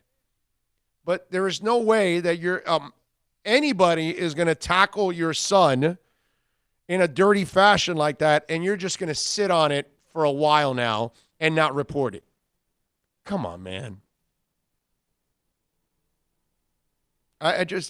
There are people in this world that it's almost like they just want to, they're just out to cause problems. What was that word that Neil Rogers used to use? Agent provocateur. That's kind of what this guy reminds me of, right? He's an agent provocateur. That's what I see there with this clown. And again, to put your son in the middle of all of this, I just find it so low class. It's not even funny. And listen, I get it. Philadelphia is easy to target. The fans are rude. They boo Santa Claus. They pelt him with snowballs. They boo Mike Schmidt. Michael Irving is on the ground with some kind of a spine or neck injury, I think it was.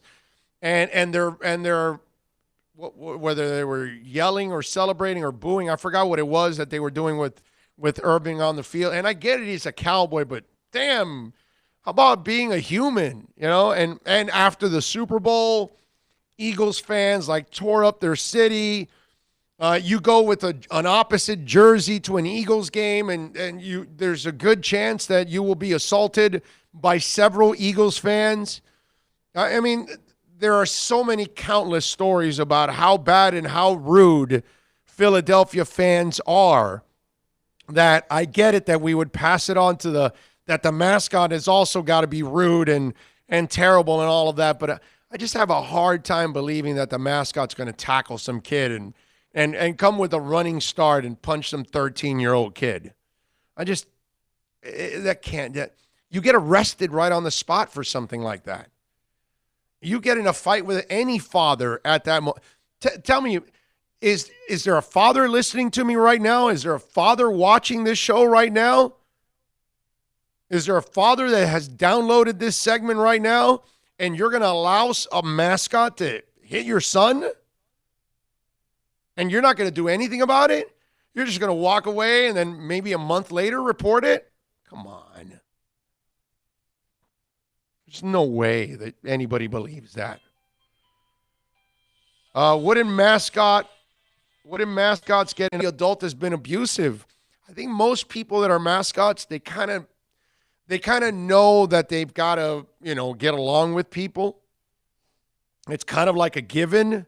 Unless you're the Philly fanatic. Yeah, well, his job is to antagonize. Yeah, but he has fun entice. with you. But he has fun. Of it's course. it's not a bad. And he's probably one of the best. Yeah, he's probably. Without a definitely. doubt. The San Diego Chicken was like that too. Tommy for a while. Lasorda, though, truly hated him. Yes. Yeah.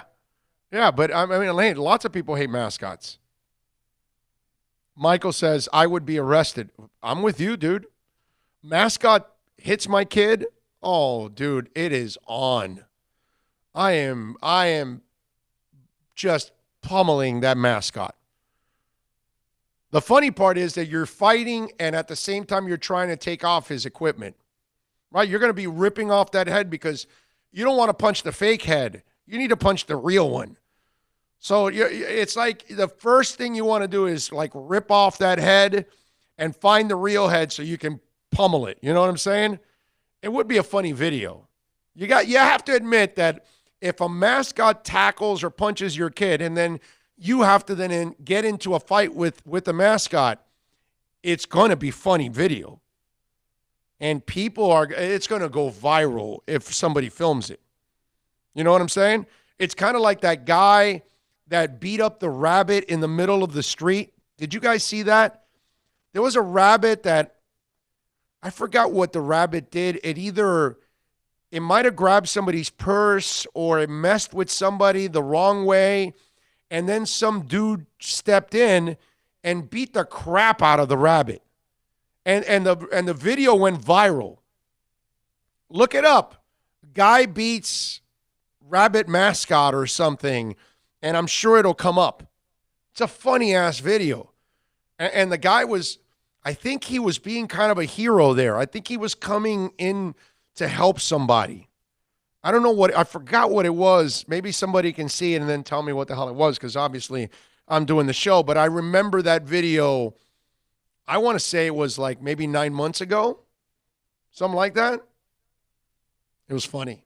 And that's what would happen to you in that scenario, because most of us would end up in a fight with a mascot. And Gritty would be, feeling some pain, as Clubber Lang would say. All right, 786-322-1105. We talked about, that's the accidentlawfirm.com text line. We talked about how the Raiders are moving to Las Vegas, and yesterday officially named themselves the Las Vegas Raiders.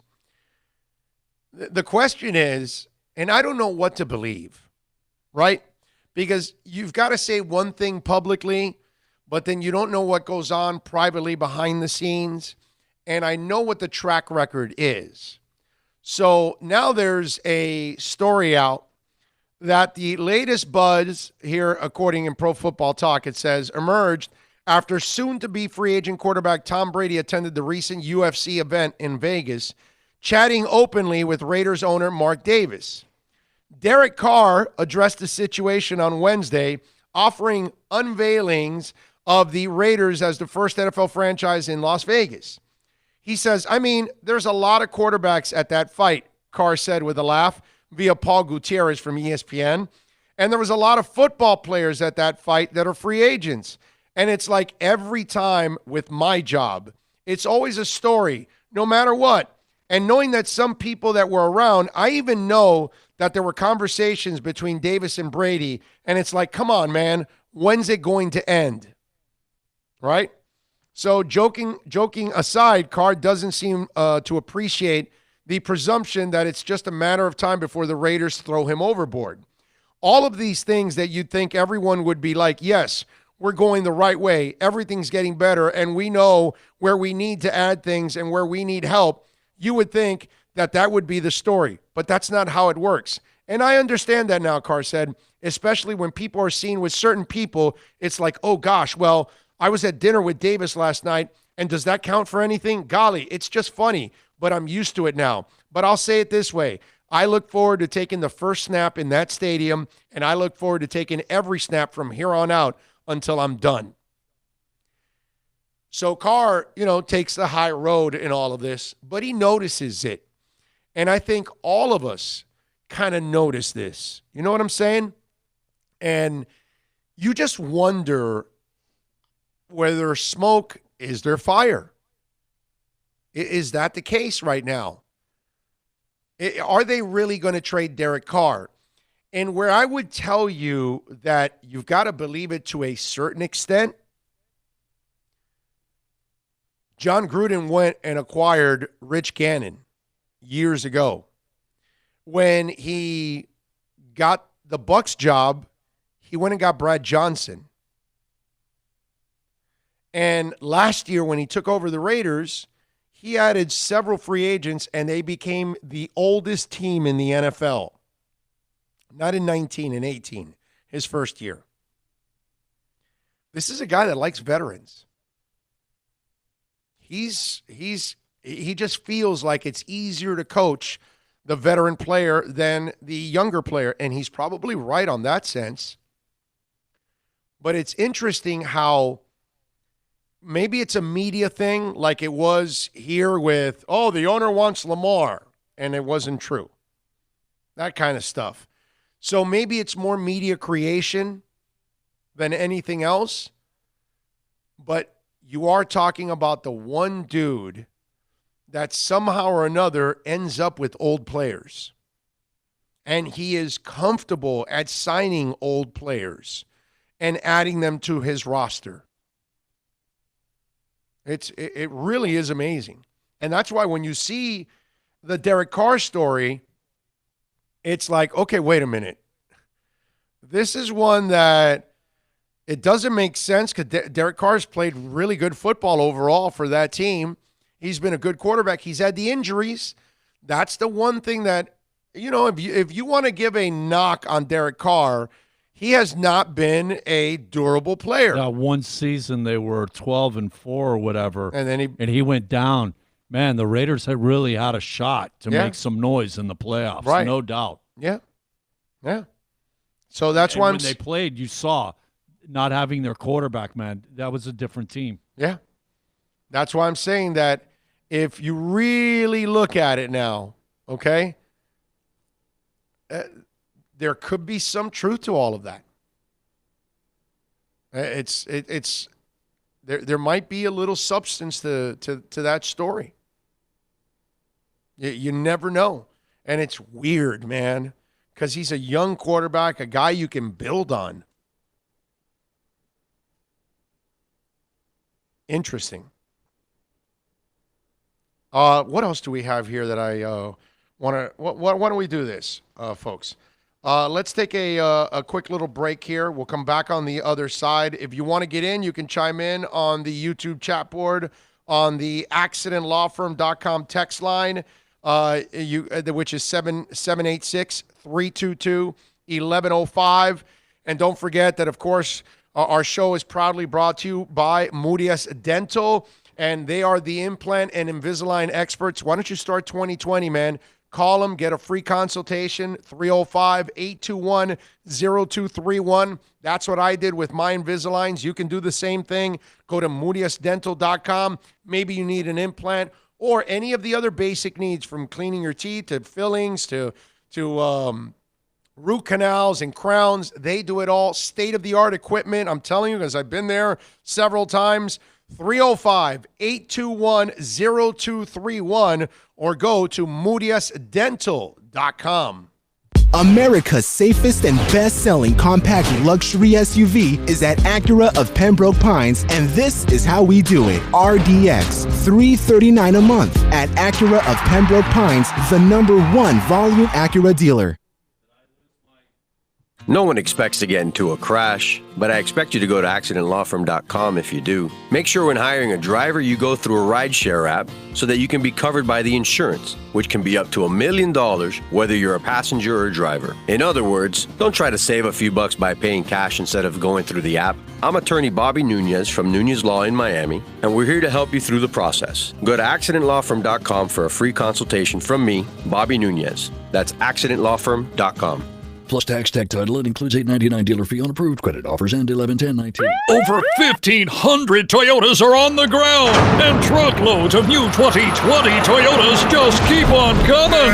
To eliminate all 2019 models, Toyota of Hollywood is holding the ultimate 2019 model year changeover event. Make us an offer, any offer, and you can buy a Toyota at up to 50% less than their original MSRP when new and used. 50% less. A pre-owned 2019 RAV4, not $30,000, $19,775. A pre-owned 2019 Camry LE, not $26,000, $17,775. A pre-owned 2019 Corolla LE, not $22,000, $12,775. Pay up to 50% less at Toyota of Hollywood, the #1 volume Toyota dealer, based on total retail sales of new Toyotas in the Southeast region for 2014 to 2018 per SET, on 441 between Hollywood Boulevard and Sheridan Street. Open till midnight. Thinking about buying or refinancing a home? Act now. Home values are ticking up. Don't put off making a move any longer. Call Michael Kodsey now at Choice Mortgage Bank, 561-441-2730, while mortgage interest rates are still at historical lows. Call now to get pre-approved and buy your dream home. If you're currently paying over $800 a month for rent, call 561-441-2730 now before interest rates go up. Down payments as low as 3.5%. Veterans may qualify for no money down. If you own a home, but you're upside down, Michael Kodsey can help. If you're being denied by your bank or your loan process is taking too long, call 561-441-2730. Act now while fixed rates are still under 3.5%. Offices in Boca and Boynton Beach. Rates and terms subject to change daily without notice. Equal housing lender. NMLS 122081. The world's biggest band is coming twice.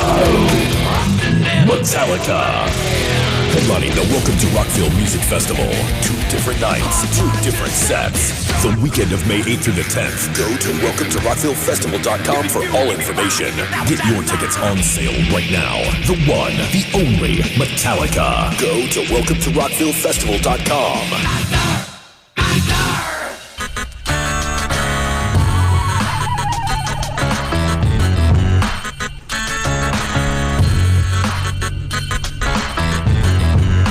This is the Big O Show. This is the Big O Show. This is the Big O Show.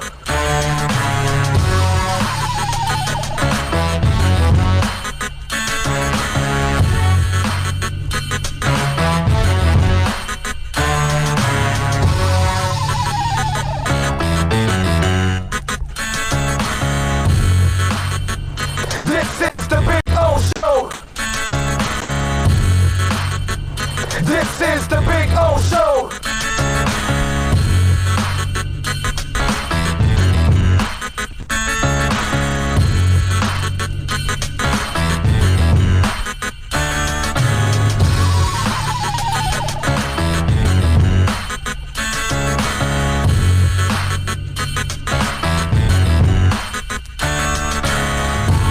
All right, welcome back.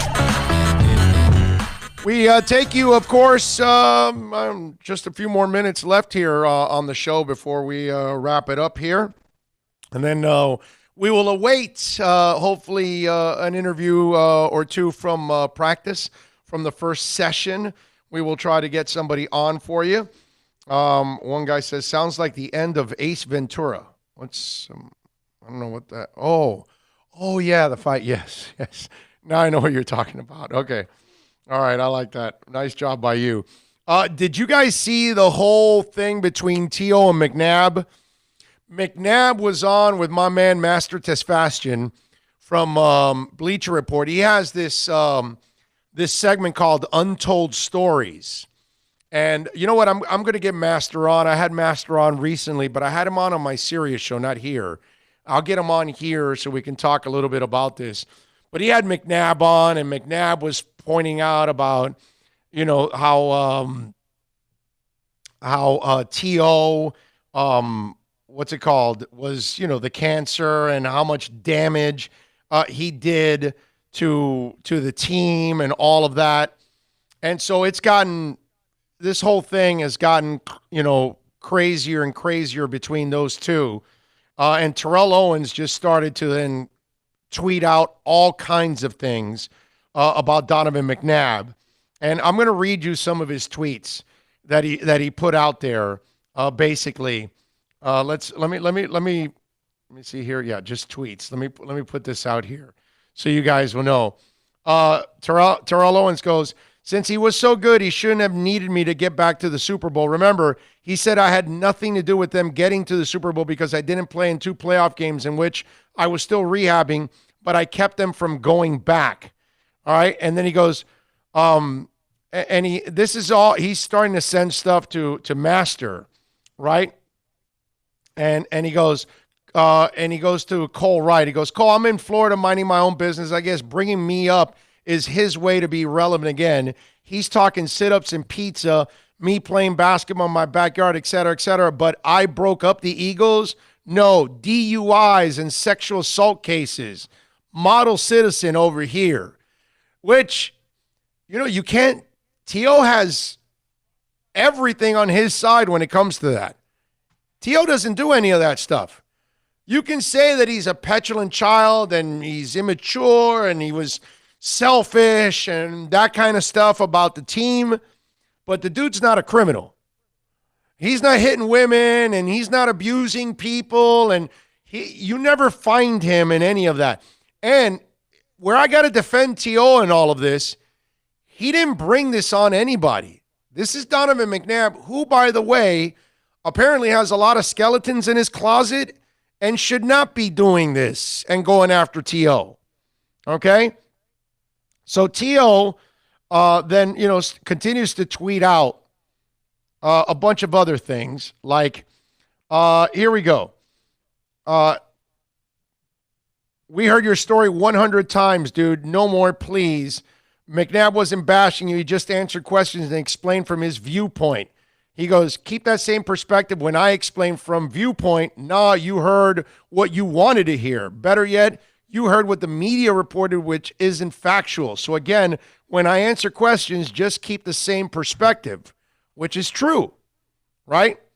And so Terrell, I mean, you can say whatever you want about him, again, as a team player or lack thereof at times. But Donovan McNabb is a guy that probably should not be the one pointing fingers at anybody. Because he's also the guy that when you look at him, there are things that you kind of question yourself too.